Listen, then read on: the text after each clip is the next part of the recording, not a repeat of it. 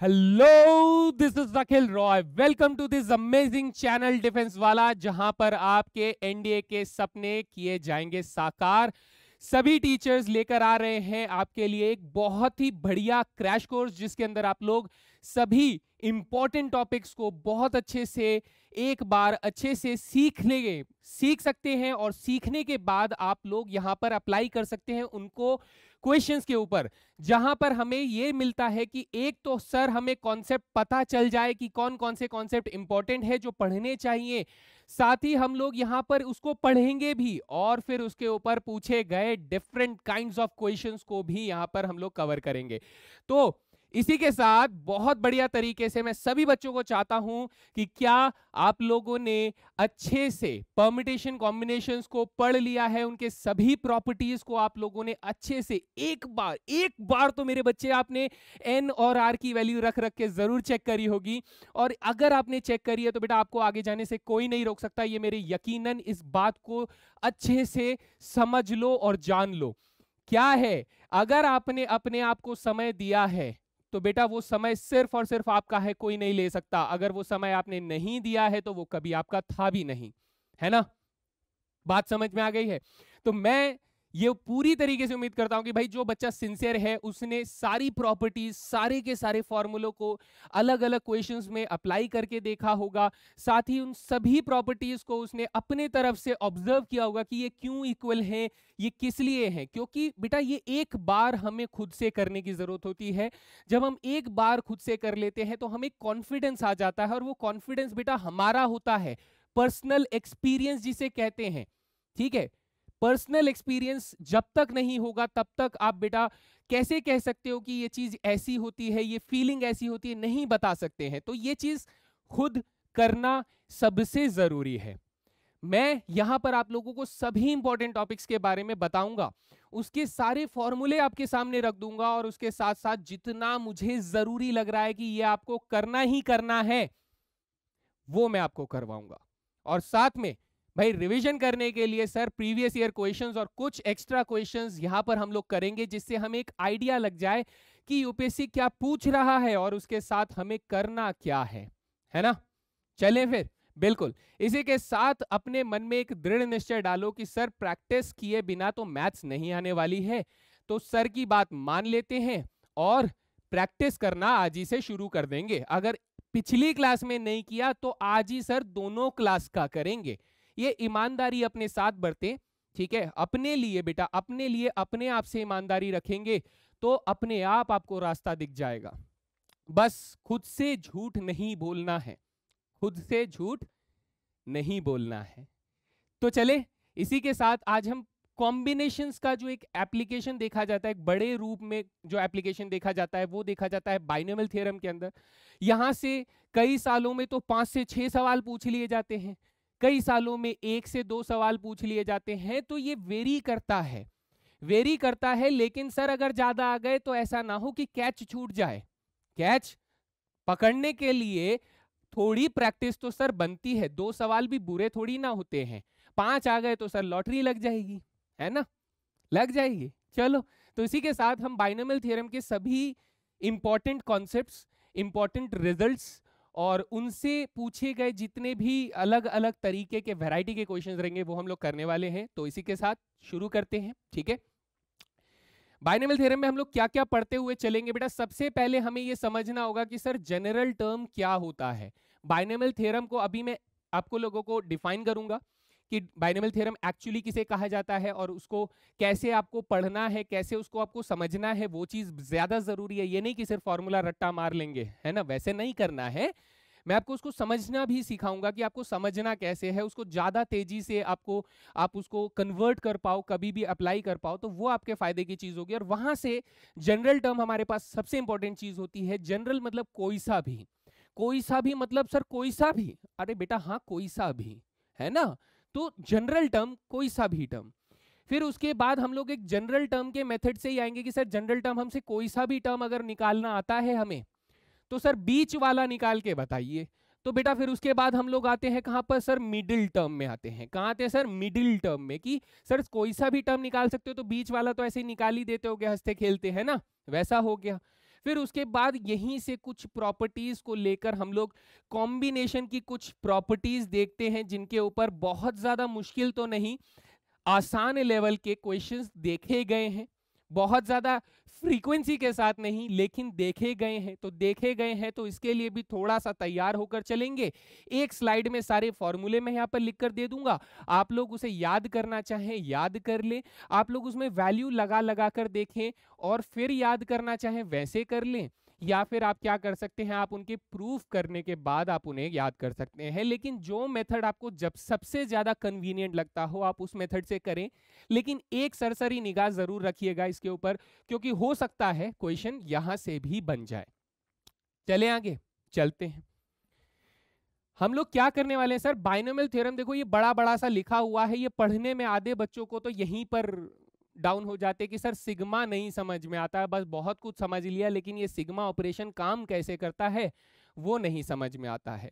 बेटा sigma operation को आज समझने की बात सिर्फ ऐसे नहीं है कि सिर्फ बाइनोमियल थ्योरम में है तो मैं सिखा दूं। सिग्मा ऑपरेशन आपको कहीं पर भी आ सकता है, किसी भी तरह का क्वेश्चन आ सकता है। मान लो कॉम्बिनेशन का कोई ऐसा क्वेश्चन है जिसके ऊपर सिग्मा लगा दिया गया, प्रोबेबिलिटी का कोई क्वेश्चन है उसमें सिग्मा लगा दिया, कहीं पर क्या हो रहा है कि सर हमारे पास मैट्रिक्स के एलिमेंट्स लिखने हो वहां पर सिग्मा लगा दिया, फिर क्या करोगे? तो सिग्मा का ऑपरेशन समझ में भी तो आना चाहिए ना सर, है ना। तो सिग्मा का ऑपरेशन समझ में आने के लिए हमें पहले ये पता करना होता है कि सिग्मा का वेरिएबल कौन है, उसे हम लोग इंडेक्स कहते हैं।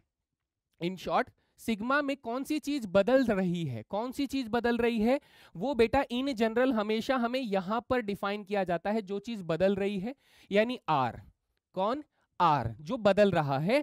सर आर बदल रहा है और ये आर की वैल्यू लिमिट्स में दी गई है कि आर की शुरुआत कहां से हो रही है सर? 0 से। आर की एंडिंग कहां पर हो रही है सर? एन पर। कहां पर हो रही है? आर की एंडिंग एन पर हो रही है। यानी ये कह रहा है कि सर आर की वैल्यू 0 से लेके कहां तक है सर? एन तक है। ऑब्वियस सी बात है, हम लोग यहाँ पे आर के बारे में जानते हैं कि सर वो होल नंबर होता है, तो ये ऐसे करके सभी वैल्यूज को होल्ड करेगा आर की वैल्यू, है ना। आर की वैल्यू ये बिलोंग करेगा, मैंने ये इक्वल टू लिख दिया, ये बिलोंग करेगा इसमें। This is R belongs to, है ना। ठीक है सर, इसका मतलब सर अगर ये वेरिएबल है तो हर बार मुझे जब भी आर की वैल्यू 0 लूंगा तो मुझे यहां 0 लिखना होगा, यहां 0 लिखना होगा और यहां 0 लिखना होगा। हाँ, जब मैं आर की वैल्यू 1 लूंगा तो मुझे यहां 1, यहां 1 और यहां 1 लिखना होगा। हाँ, आर की वैल्यू 2 लेंगे तो सेम, आर की वैल्यू 3 लेंगे तो उसी तरीके से रखना होगा। तो जब आप ऐसा रखेंगे मेरे दोस्त, जब आप ऐसा रखेंगे तो हमने कहा कि सर इधर देखो ये तो NC0 बन जाएगा जब मैं आर की वैल्यू 0 लूंगा। आर की वैल्यू 0 लूंगा तो देखो बेटा NC0 बन गया। हाँ सर बन गया। सर इधर a की पावर n-0 यानी a की पावर n बन गया। हाँ सर बन गया। यहाँ b की पावर 0 हो गया तो सर b की पावर 0 कितना होता है? 1 होता है। तो सर सीधा सीधा r की वैल्यू 0 रखने पर जो टर्म यहाँ पर बननी चाहिए थी वो यहाँ पर बन गई है ना, बन गई है। चलिए आगे चलते हैं। सर r की वैल्यू यहाँ पर हमारे पास 1 अगर रख दी जाए, आर की वैल्यू 1 रख दी जाए तो क्या यहां पर आप NC1 लिखेंगे? हाँ सर NC1 लिखेंगे, लिख दिए। सर ये आर इधर अगर 1 रख दिया जाए तो a की पावर n-1 लिख देंगे। हाँ सर लिख देंगे और यहां पर भी 1 रख देंगे तो ये b की पावर 1 बन जाएगा। तो सर 3 टर्म्स यहां पर बन रहे हैं, लिख दिए। इसी तरीके से बेटा जब r की वैल्यू 2 रखोगे तो ये टर्म बन जाएगी और जब r की वैल्यू अपनी आखिरी वाली वैल्यू n रखोगे तो हमारे पास NCNB की पावर n बन जाएगा। तो ये जो स्टेटमेंट लिखा गया है इसी स्टेटमेंट को हम लोग क्या बोलते हैं सर? इसे बाइनोमियल थ्योरम बोलते हैं। क्या बोलते हैं बच्चा? हम लोग इसे बाइनोमियल थ्योरम बोलते हैं। सबसे पहला काम तो सर समेशन को यूज करना हमें आ गया कि इसमें एक इंडेक्स होता है, ये इंडेक्स की वैल्यू डिफाइन की जाती है कि कहां से कहां तक आप इसकी वैल्यू को चलाने वाले हो। सर ऐसा हो सकता है कि यहाँ पे 0 की जगह 1 लिखा हो। हाँ बेटा हो सकता है, लेकिन जब तक ये बाइनोमियल थ्योरम है तो मुझे r की वैल्यू 0 से n ही चलाना पड़ेगा। ये रूल है बाइनोमियल थ्योरम का, वो डेफिनेशन है बाइनोमियल थ्योरम की, है ना। बात समझ में आती है कि सर ये 0 से लेके n तक। अब ये होता क्या है सर, इसको समझ में आए तो ज्यादा मजा आए। चलिए देखते हैं। मैं अभी के लिए आपको ये कहूंगा कि ये जो 4 फॉर्मूले आपके सामने लिखे हैं 1 2 3 4, है ना, मैं आप लोगों से चाहता हूं कि आप लोग इसे ऐसे याद कर ले कि रात में कभी कभी सपना आए तो बड़बड़ा भी इसमें यही रहे हो कि हाँ सर ये फॉर्मूला ऐसे काम करता है। इसमें सबसे इंपॉर्टेंट वाला पार्ट कौन सा होता है जो कई सवालों में यूज हो जाता है बेटा, वो ये दोनों बहुत ज्यादा इंपॉर्टेंट होते हैं। ये दोनों सच में बहुत ज्यादा इंपॉर्टेंट होते हैं, क्योंकि इन दोनों के ऊपर कई बार सवाल बनते हैं और अच्छे अच्छे सवाल बनते हैं। तो ये फॉर्मूला याद रखें। मैं इस फॉर्मूले को देखो खोलना थोड़ा सा आप लोगों को सिखाऊंगा, डेफिनेट सी बात है, लेकिन आपको याद भी होना चाहिए। ठीक है, चलिए मैं इसको थोड़ा सा एक्सप्लेन करके बताता हूं कि एक्चुअली मैं इसके अंदर क्या बताना चाहता हूं, जरा ध्यान से देखें। उससे पहले मैं आप लोगों को थोड़ा सा पास्कल ट्राइंगल के बारे में बताना चाहूंगा। पास्कल ट्राइंगल बेटा सभी को मालूम है, लेकिन स्टिल एक बार यहां पर क्यों इसे पढ़ाया जा रहा है वो देख लेते हैं। ठीक है, पास्कल ट्राइंगल में ऐसा होता है कि सर ये n बराबर 0 के लिए सभी कॉम्बिनेशन, ये n बराबर 1 के लिए, ये n बराबर 2 के लिए, ये n बराबर 3 के लिए, ये n बराबर 4 के लिए, सिमिलरली n बराबर 5, n बराबर 6 और n बराबर 7। आगे लिखना चाहे तो आगे भी लिख सकते हो। ठीक है सर, अच्छा इसका मतलब ये कहना चाहते हैं क्या सर आप कि ये 0C0 है? हाँ बेटा ये 0C0 है। ये सर 1C0 है, ये 1C1 है, ये हमारे पास 2C1 है, ये 2C2 है, ये सॉरी 2C0 से शुरू करेंगे, this is 2C0, 2C1, 2C2, this is 3C1, 3C0, 3C1, 3C2, 3C3। Okay, आगे चलते हैं 4C0, 4C1, 4C2, 4C3, 4C4। Similarly आप इसे 5 में लिख सकते हैं। अब इसमें समझने वाली चीज कौन सी है जो आप लोगों को पता होनी चाहिए? अगर आप इस तरीके से अपने सारी चीजें क्या कर सकते हैं मेंटली, अगर आप इसे समझ पा रहे हैं तो आपके लिए बहुत आसान हो जाएगा। कैसे आसान हो जाएगा जरा समझिए। जैसे सर हमारे पास अगर मान लीजिए a प्लस बी की पावर 3 हम लोग खोलना चाहते हैं, तो बाइनोमियल थ्योरम हमसे क्या एक्सप्लेनेशन मांगता है? बाइनोमियल थ्योरम ये कहता है कि सर यहां पर 3C0 आएगा सबसे पहले, r की वैल्यू 0 रखने पर, और a की पावर हो जाएगा 3 माइनस 0 और b की पावर 0 हो जाएगा, पहला टर्म होगा।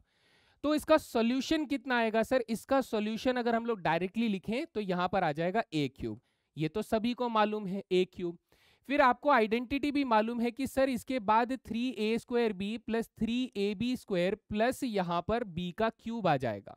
जो ऑब्जर्व करने वाली चीज है बेटा, वो ऑब्जर्व करने वाली चीज मैं आपको दिखाता हूं कि ये देखिए सर, ये वाले नंबर्स आप लोग कुछ नोट कर पा रहे हैं? यहाँ पे जो व्हाइट कलर में नंबर्स दिख रहे हैं, ये वाले नंबर्स मुझे यहां पर दिखाई देने, देखो 1 3 3 1 1 3 3 1। आपको और ऑब्जर्व करना है तो आप इस तरीके से देख सकते हैं कि सर अगर मैंने a प्लस बी की पावर 2 को एक्सपेंड किया तो ये a² plus 2ab plus b² आ जाएगा, बिल्कुल आ जाएगा। तो यहां पर इस नंबर को वापस से एक्सप्लेन ऑब्जर्व करके देखिए, ये नंबर सीक्वेंस को जब n की वैल्यू हम लोगों ने 2 रखी, यानी पावर को हम लोगों ने 2 रखा, तो हमारे पास पहला कोएफिशिएंट 1, फिर 2 और फिर 1 आ रहा है। ये नंबर्स मिल रहे हैं। यानी सर आप क्या ये कहना चाहते हो कि हम कोई सी भी पावर इस पास्कल ट्रायंगल से खोल सकते हैं? बस मैं यही कहना चाहता हूं कि मैं इस पास्कल ट्रायंगल की मदद से कोई सी भी पावर खोल सकता हूं। जैसे मैं n बराबर 6 की पावर खोलना चाहता हूं, यानी अगर मैं a प्लस बी की पावर 6 खोलूंगा तो सर सबसे पहले कोएफिशिएंट सीक्वेंस क्या होगा? कोएफिशिएंट सीक्वेंस सर 1 होगा, फिर 6 होगा, फिर 15 होगा, फिर हमारे पास 20 होगा, फिर 15 होगा, फिर 6 होगा और फिर 1 होगा। ये कोएफिशिएंट सीक्वेंस होगा। अब कोएफिशिएंट सीक्वेंस के साथ हम लोग पावर्स को कैसे डिस्ट्रीब्यूट करेंगे? सर सबसे पहले a की पावर 6 लिखना, फिर a की पावर 5 लिखना, फिर a की पावर 4 लिखना, फिर a की पावर 3 लिखना, a की पावर 2 लिखना, a की पावर 1 लिखना और a मत लिखना। फिर क्या करें सर? फिर बेटा b की पावर को लिखना, b की पावर को उल्टे से लिखना कि सर b की पावर 6 लिखना, b की पावर 5 लिखना, b की पावर 4 लिखना, b की पावर 2 लिखना, यहाँ पे 2 क्यों लिखेंगे? 3 लिखेंगे ना, b की पावर 3 लिखना, यहाँ b की पावर 2, यहाँ b की पावर 1 और यहाँ b मत लिखना। और फाइनली क्या करना मेरे बच्चे? फाइनली सभी को जोड़ देना, फाइनली सभी को जोड़ देना। तो जैसे ही आप इसे जोड़ोगे तो ये हमारे पास क्या बन जाएगा? a प्लस बी की पावर 6 का एक्सपेंशन बन जाएगा। So this is binomial theorem जो हम लोग यूज करने वाले हैं। पास्कल ट्रायंगल से हम लोग कॉम्बिनेशंस का यूज कर रहे हैं कि कॉम्बिनेशन कहां से मिलेगा, और उन कॉम्बिनेशंस की वैल्यू को यूज करके हम लोग बाइनोमियल थ्योरम का एक्सपेंशन करके उसकी आइडेंटिटी बना पा रहे हैं। तो I hope this is clear कि हम लोगों ने पास्कल ट्राइंगल को क्यों इंट्रोड्यूस किया, क्योंकि सर यहां से हमें कॉम्बिनेशंस की वैल्यू बड़े आराम से मिल सकती है। नेक्स्ट सर, बाइनोमियल थ्योरम को खोलना है लेकिन समझदारी से खोलना है कि जो भी पावर है, एक पैटर्न मैंने आप लोगों को बताया इसको भरने का, तो उस पैटर्न को इस्तेमाल करें, ठीक है। और जैसे ही पैटर्न आपको समझ में आ जाएगा, आप किसी भी पावर को बड़े आराम से एक्सपैंड कर सकते हो। बट क्या पावर एक्सपेंशन हमारे लिए जरूरी है? नहीं, हमें ये समझ में आना जरूरी है कि सर ये काम कैसे कर रहा है, ये मशीन चल कैसे रही है, तभी तो आप उसकी इंजीनियरिंग सीख पाओगे। पहले तो आपको मशीन चलना सीखना होगा कि मशीन कैसे चल रही है। तो मशीन ऐसे चल रही है कि इसको खोला जा रहा है, पहले ए की पावर घटती जा रही है और सर बी की पावर धीरे धीरे बढ़ती जा रही है और कॉम्बिनेशंस का इस्तेमाल हो रहा है। अरे कोई सी भी पावर आप ले रहे हैं उसके सभी कॉम्बिनेशंस का इस्तेमाल हो रहा है किसी भी आइडेंटिटी को एक्सपैंड करने के दौरान। अब इसमें जैसे मैं आप लोगों को एक बढ़िया चीज सिखाना चाहता हूं जो आराम से सीखें, बड़े आराम से सीखें। बाइनोमियल थ्योरम को प्रॉपरली अगर मैं ऐसे लिखूं कि a प्लस बी की पावर 4 जो है वो हमारे पास 4c0 a की पावर 4 प्लस 4c1 a की पावर 3 b की पावर 1 प्लस 4c2 a की पावर 2 b की पावर 2 प्लस 4c3 a की पावर 1 b की पावर 3 प्लस 4c4 b की पावर 4, है ना। ये हम लोगों ने बाइनोमियल थ्योरम लिख दिया। सर इसमें सबसे खास बात क्या थी, हमें पास्कल ट्राइंगल से बोलो या फिर आपको जैसे भी वैल्यूज याद है, आपको इन सब की वैल्यूज मालूम है। 4c0 कितना होता है सर? 1 होता है। 4c1 कितना होता है सर? 4c1 4 होता है। 4c2 6 हो गया, है ना। 4c3 4 हो गया और 4c4 1 हो गया। तो आपने आइडेंटिटी क्या लिख दी सर? आपने आइडेंटिटी लिख दी कि a प्लस बी की पावर 4 जो होगा वो कितना हो जाएगा? 14641, यानी a प्लस बी की पावर 4 जो होगा वो हो जाएगा 1 4 6 4 1। बन गई आइडेंटिटी, टडा, है ना, बढ़िया। अब आपको सीखना क्या था सर? इसके अंदर सीखना ये है कि अगर मैं इसमें a और b का माइनस करके फिर पावर 4 निकालूं तो इसमें चेंजेस कहां पर आएंगे वो देख लो कि सर ये a की पावर 4, ये टर्म्स जो रहेंगी ना ये सारी की सारी सेम रहेंगी। ये टर्म्स जिस ऑर्डर में लिखी हुई हैं उसी ऑर्डर में बिल्कुल सेम रहेंगी। जो चेंज देखने को मिलेगा वो चेंज कौन सा होगा कि सर पहले वाला टर्म प्लस में ही रहेगा, नेक्स्ट वाला माइनस में हो जाएगा, देन प्लस में रहेगा, देन माइनस में हो जाएगा, देन प्लस में रहेगा। तो अगर सर ऐसा हो सकता है कि लास्ट वाली टर्म नेगेटिव में खत्म हो, जैसे इसमें प्लस में खत्म हो रही है तो लास्ट वाली टर्म कैसे हो? नेगेटिव में खत्म हो, ऐसा पॉसिबल है? बिल्कुल पॉसिबल है। देखो एक एग्जांपल देख लो, ये लो एक एग्जांपल ले लेते हैं। तो ये हो गया a प्लस बी की पावर 3 ले लो, तो ये a cube plus 3a square b plus 3ab square plus b cube हमें दे रहा है ना। ओके, तो अगर मैं a माइनस बी का क्यूब अगर एक्सपैंड करूंगा तो यहाँ पर a cube 3a square b 3ab square और b क्यूब जो है ये सर सब सेम रहेंगे, लेकिन चेंज कहाँ देखने को मिलेगा? पहले वाला प्लस में रहेगा, फिर माइनस में रहेगा, फिर प्लस में रहेगा, फिर माइनस में रहेगा। तो हम ये एक डाउट में आ जाते हैं, हम एक परेशानी में अटक जाते हैं कि सर आखिरी वाला टर्म प्लस होगा या माइनस होगा, इस बात की कोई गारंटी ले सकता है क्या?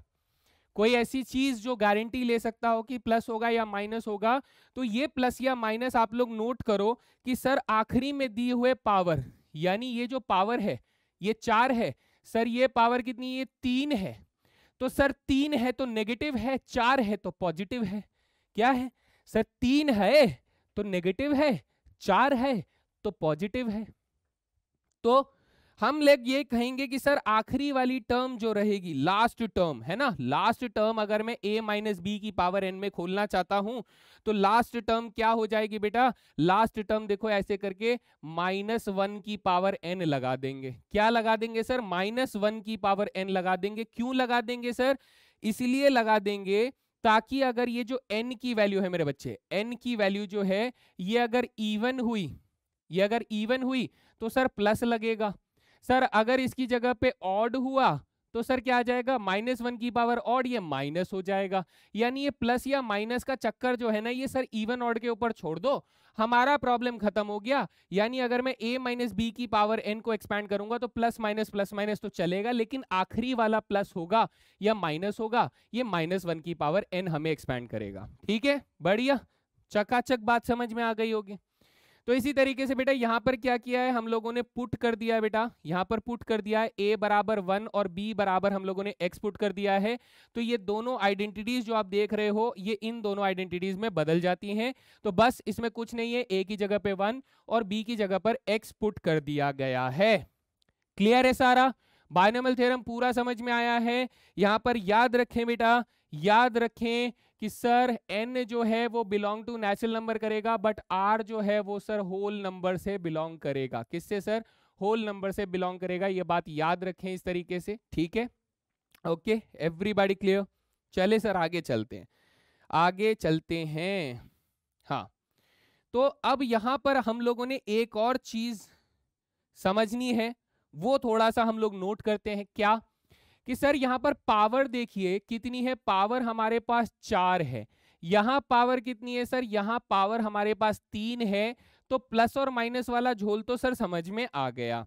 अब क्या बाकी रह गया? अब ये बाकी रह गया कि बेटा अगर पावर 4 रखी है तो ये टर्म नंबर 1 है, ये टर्म नंबर 2 है, ये टर्म नंबर 3 है, ये टर्म नंबर 4 है और ये टर्म नंबर 5 है ना? बिल्कुल सर।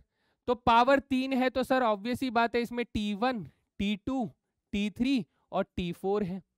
सर एक चीज नोट करने वाली ये है कि नंबर ऑफ टर्म्स जो होगा, ये बात याद रख लीजिए बेटा, नंबर ऑफ टर्म्स जो होगा वो हमारे पास n+1 होगा। किसके लिए सर? किसके लिए? बाइनोमियल थ्योरम में। बाइनोमियल थ्योरम में। किसमें सर? बाइनोमियल थ्योरम में।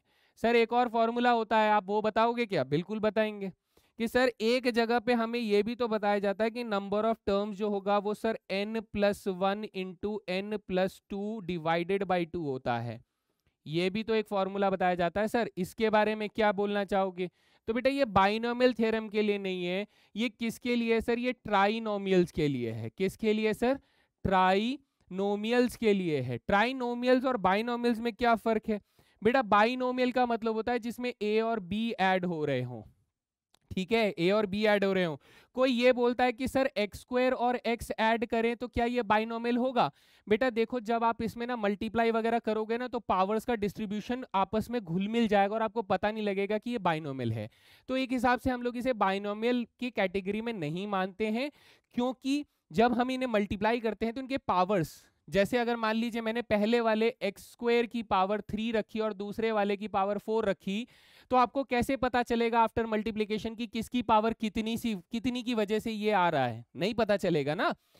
तो इसलिए हम लोग इस वाले को इग्नोर करते हैं कि सर a+b इस तरीके से बोला जाता है।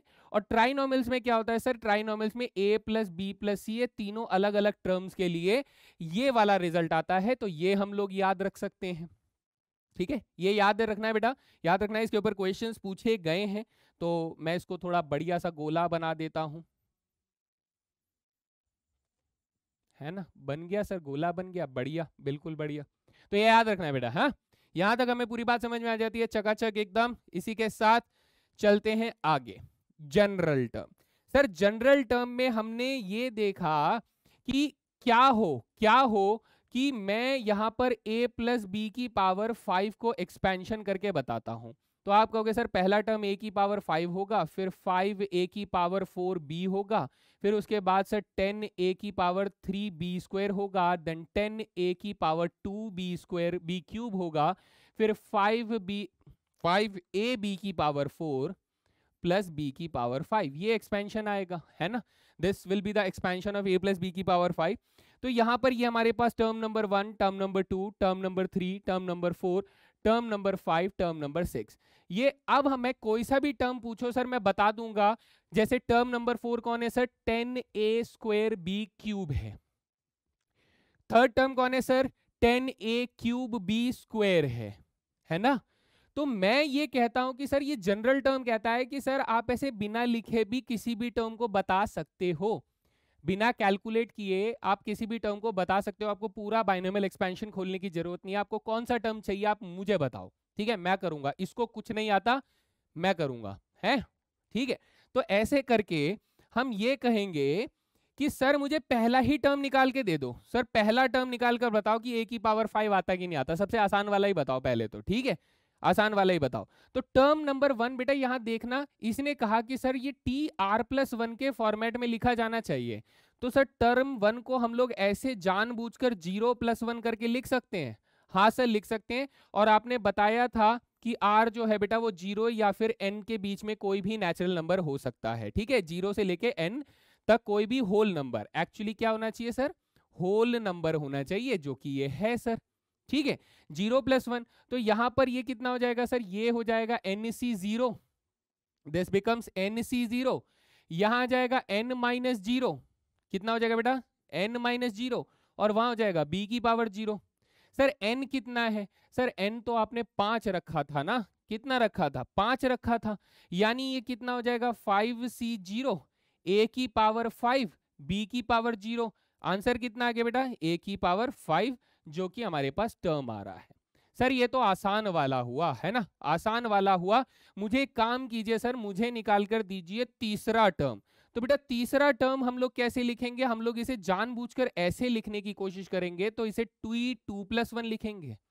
सर T2+1 लिखेंगे तो ये बन जाएगा NC2 बन जाएगा, ओके। यहाँ पर a की पावर सर n-2 हो जाएगा और b की पावर में 2 आ जाएगा, है ना। फॉर्मूले में अगर इस तरीके से वैल्यू रखोगे तो ऐसे चलेगा। तो NC2 की जगह सर 5 पावर है तो 5C2 हो जाएगा, ये a की पावर 3 हो जाएगा, b की पावर 2 हो जाएगा। सर 5C2 कितना होता है, 5 चौके 20 का आधा बेटा 10 होता है, तो 10a का क्यूब b का स्क्वायर हो जाएगा। यानी सर 10a का क्यूब b का स्क्वायर, देखो बेटा कौन है, तीसरा टर्म, बेटा कौन है, तीसरा टर्म है। आपको ये फॉर्मूला लगाना है कोई सा भी टर्म ढूंढने के लिए। कोई सा भी टर्म अगर आप ढूंढना चाहते हैं किसी बाइनोमियल एक्सपेंशन में, तो आपको ये फॉर्मूला लगाना है ना। कोई सा भी सर, कैसा भी, कैसा भी, कोई सा भी नंबर का आपसे पूछे कि r की वैल्यू बेटा फिक्स करनी होती है, कि हम जो टर्म ढूंढ रहे हैं वो सर r के हिसाब से जाना होता है। अब ये r 0 से लेके n तक चलता है, इसीलिए हम लोग इसे r+1 के फॉर्मेट में लिखते हैं, क्योंकि 0th टर्म क्या ही होता होगा अगर r की वैल्यू 0 ले लेते और यहाँ पर +1 ना लिखते, तो 0th टर्म क्या होता है, कुछ नहीं होता है ना, कुछ नहीं होता है। समझ में आ गया, चकाचक एकदम सर, पूरा क्लियर है, पूरा, है ना। चले सर, फॉर्मूला तो समझ में आ गया, लगाना भी आ गया। अब इसमें आते हैं कि सर जैसे मान लीजिए हमसे पूछा जाए कि मिडिल टर्म कैसे निकालते हैं। मिडिल टर्म, मिडिल टर्म समझे बेटा, अभी अभी हम क्या बताए, अभी हम ये बताए कि आपको कोई सा भी a+b की पावर n जब एक्सपैंड करना है तो आप कोई सा भी टर्म मुझे निकाल कर दे सकते हो। तो भाई मैंने आपसे पूछा कि मेरे को सारे टर्म में तो इंटरेस्ट नहीं है, मुझे अभी ये बता सकते हो कि सर बीच में कौन से टर्म आएंगे। तो अब इसके लिए आप फॉर्मूले बेटा यहाँ लिखे हुए हैं, एग्जाम्पल भी मैंने दिया हुआ है, बहुत आसान चीज है, लेकिन मैं आपको कुछ और सिखाने आया हूँ। मैं चाहता हूं कि आप लोग वैसे भी सोचें। एक ये है, इसका मतलब मैं ये नहीं बोल रहा हूं कि आप इसे मत पढ़ो, लेकिन मैं चाहता हूं कि एक कदम आगे बढ़ो, है ना। क्या बोलना चाहता हूं कि सर फॉर्मूला तो याद है, लेकिन क्या मैं इस फॉर्मूले के अलावा थोड़ा स्मार्टली इसे सोच सकते हैं, तो वो चीज भी सोचिएगा, शायद फायदे में रहोगे। और क्या सोचें सर, क्या सोचें, जरा ध्यान से देखना बेटा, यहाँ पर एग्जाम्पल एक लिखा हुआ है, मैं उसको यूज करना भी सिखा दूंगा, लेकिन अभी जरा एक एग्जाम्पल के मदद से समझें। एग्जाम्पल की मदद से समझें कि अगर मैं a+b की पावर 3 को एक्सपेंशन दे रहा हूं, तो ये a का क्यूब +3a² b+3ab² b³ आ जाता है ना।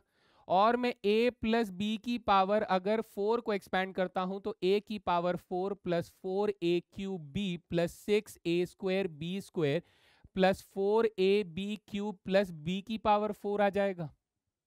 ठीक है, ऐसा कुछ आ जाएगा सर, है ना, आ गया सर। अब नोट करने वाली बात यह है कि सर यहां ना बीच में आप इसे बीच में मानोगे या इसे बीच में मानोगे। इस वाले केस में आप इसे तो कंफर्म बीच में मानोगे, क्योंकि सर इसके इस तरफ हमारे पास 2 हैं, सर इसके इस तरफ भी हमारे पास 2 टर्म्स हैं। यहां सर यहां किसको बीच में माने, यहां फिर आप बोलो कि बीच में टर्म है ही नहीं। यहां कौन हो गया सर, ये तो कंफर्म हो गया कि ये कौन है सर, ये मिडिल टर्म है। ये कौन है, मिडिल टर्म है ना, बीच वाला टर्म, ठीक है, बीच वाला पद। तो यहां सर यहां कैसे ले, तो यहां हम कहते हैं कि सर अगर मैं एक इधर छोड़ दूं, एक इधर छोड़ दूं, तो ये दोनों के दोनों जो है बेटा, ये दोनों के दोनों क्या है बेटा, मिडिल टर्म्स हैं। क्या है, मिडिल टर्म्स हैं, क्योंकि हम किसी ना किसी एक को तो चुनेंगे और दूसरे के साथ हो जाएगी नाइंसाफी। तो हम लोग क्या बोलते हैं सर, दो मिडिल टर्म्स हैं।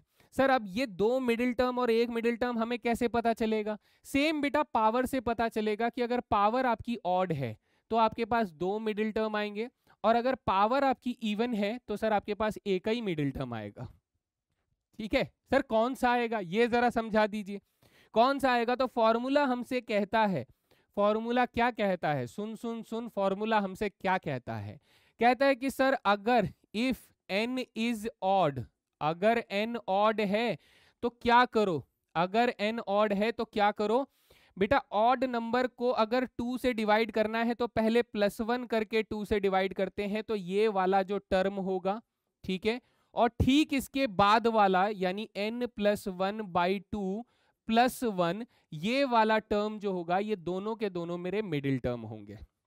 कैसे सर, ऐसे देखना जरा, इसमें क्या कह रहा है कि सर इसमें तो एक ही मिडिल टर्म आ रहा है, और इस कंडीशन में अगर मैं ये कहूं कि sir if n is even, इस कंडीशन में अगर n को इवन ले लिया जाए तो क्या हो रहा है सर, तो ऐसा हो रहा है कि इवन नंबर जो है वो सर पहले ही 2 से डिवाइड हो जाता है, तो पहले 2 से डिवाइड करके फिर +1 वाला टर्म जो होगा वो सर मेरा मिडिल टर्म हो जाएगा। कौन हो जाएगा, मिडिल टर्म हो जाएगा।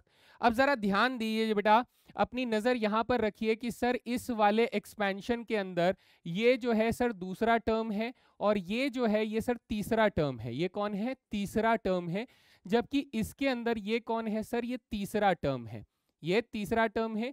इस वाली कंडीशन में n की वैल्यू 4 है, इस वाली कंडीशन में n की वैल्यू कितनी है सर, 3 है।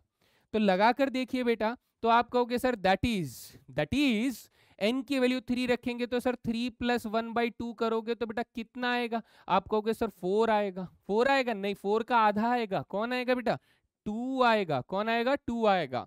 सर 3 + 1 का आधा करके उसमें +1 करोगे तो क्या आएगा सर, 3 आएगा। यानी सर सेकंड टर्म और सर थर्ड टर्म जो होंगे वो मेरे मिडिल टर्म हो जाएंगे। ये हुआ हमारा फॉर्मूला, ये हुआ हमारा फॉर्मूला। बात समझ में आ गई मेरे बच्चे, है ना। यहां अगर लगाओगे तो सर n की वैल्यू 4 है, तो आप बोलोगे दैट इज 4 डिवाइडेड बाई 2 + 1 करना है सर, तो इसका मतलब 4/2, 2 + 1 सर कितना हो जाएगा, थर्ड टर्म हो जाएगा। कौन सा, थर्ड टर्म हो जाएगा। तो देखो बेटा थर्ड टर्म हमारा मिडिल टर्म है। बात समझ में आ गई, चकाचक एकदम बढ़िया। तो ये फॉर्मूले से आप लोग कर सकते हो, लेकिन सर फॉर्मूले के अलावा आप कुछ सिखाने वाले थे, वो थोड़ा सा बता देते तो मजा आ जाता। चलो देखो बेटा, मैं आपको क्या बताने वाला था उस चीज को जरा ध्यान से देखिएगा। मैं ये बताना चाहता था, मैं इसको डिलीट करके एक फ्रेश पेज लेते हैं, है ना, फ्रेश पेज लेते हैं, यहां देखेंगे। चलिए ओके, हम यहाँ पर क्या करने वाले हैं सर, हम यहाँ पर ये करने वाले हैं कि कोई भी टर्म ले लीजिए। जैसे हमने कहा सर a + b की पावर 3 अगर एक्सपैंड कर रहे हैं, 3 की जगह 5 ले लीजिए। चलिए 5 ले लेते हैं सर। तो यहाँ पर t1 आएगा, फिर t2 आएगा, फिर t3 आएगा, फिर t4 आएगा, फिर t5 आएगा, एंड देन उसके बाद t6 आएगा। 6 टर्म आएंगे ना यकीनन, है ना, यकीनन 6 टर्म आएंगे। आएंगे सर आएंगे, मान गए आपकी बात।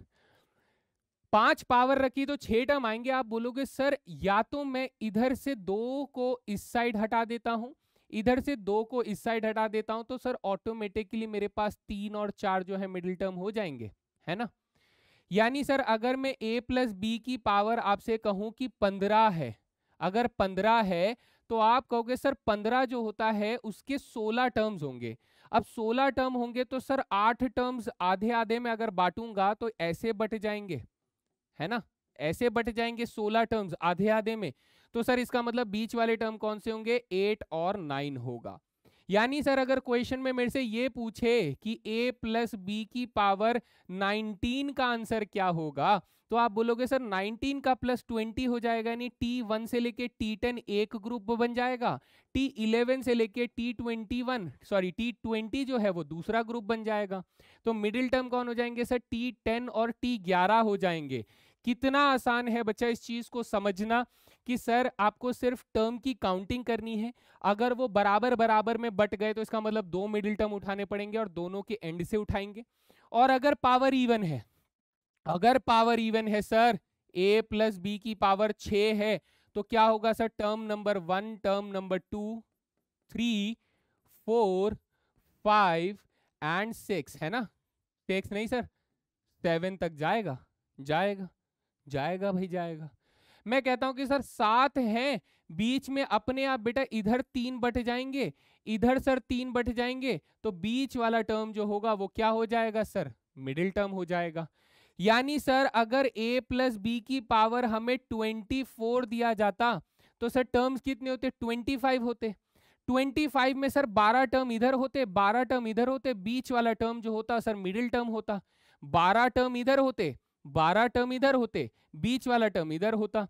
तो सर अगर 12 टर्म इधर हैं तो कॉमन सेंस बोल रहे हैं कि सर 13th टर्म ये वाला टर्म होगा मिडिल टर्म, है कि नहीं? एक और एग्जांपल लो कि सर अगर a प्लस बी की पावर मेरे से 52 पूछ रहा है तो सर 53 टर्म्स होंगे। सर 53 टर्म्स में से 26 टर्म्स इधर होंगे, 26 टर्म्स इधर होंगे, यानी टर्म 27 जो होगा वो मिडिल टर्म हो जाएगा। अरे वाह, ये अप्रोच को अगर आप लेते हैं तो बेटा एक जबरदस्त आपका मेंटल एक्सरसाइज हो जाता है।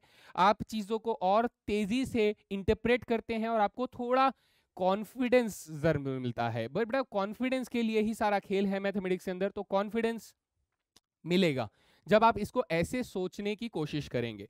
फॉर्मूला है, डेफिनेटली आप लगाइए, कौन मना कर रहा है, और वो पता भी होना चाहिए, लेकिन आपको ऐसे भी देखना है। ठीक है, चलिए, तो यहां तक बात हमें अच्छे से समझ में आ गई है, तो हम चलते हैं अगले यहां पर रिजल्ट के ऊपर।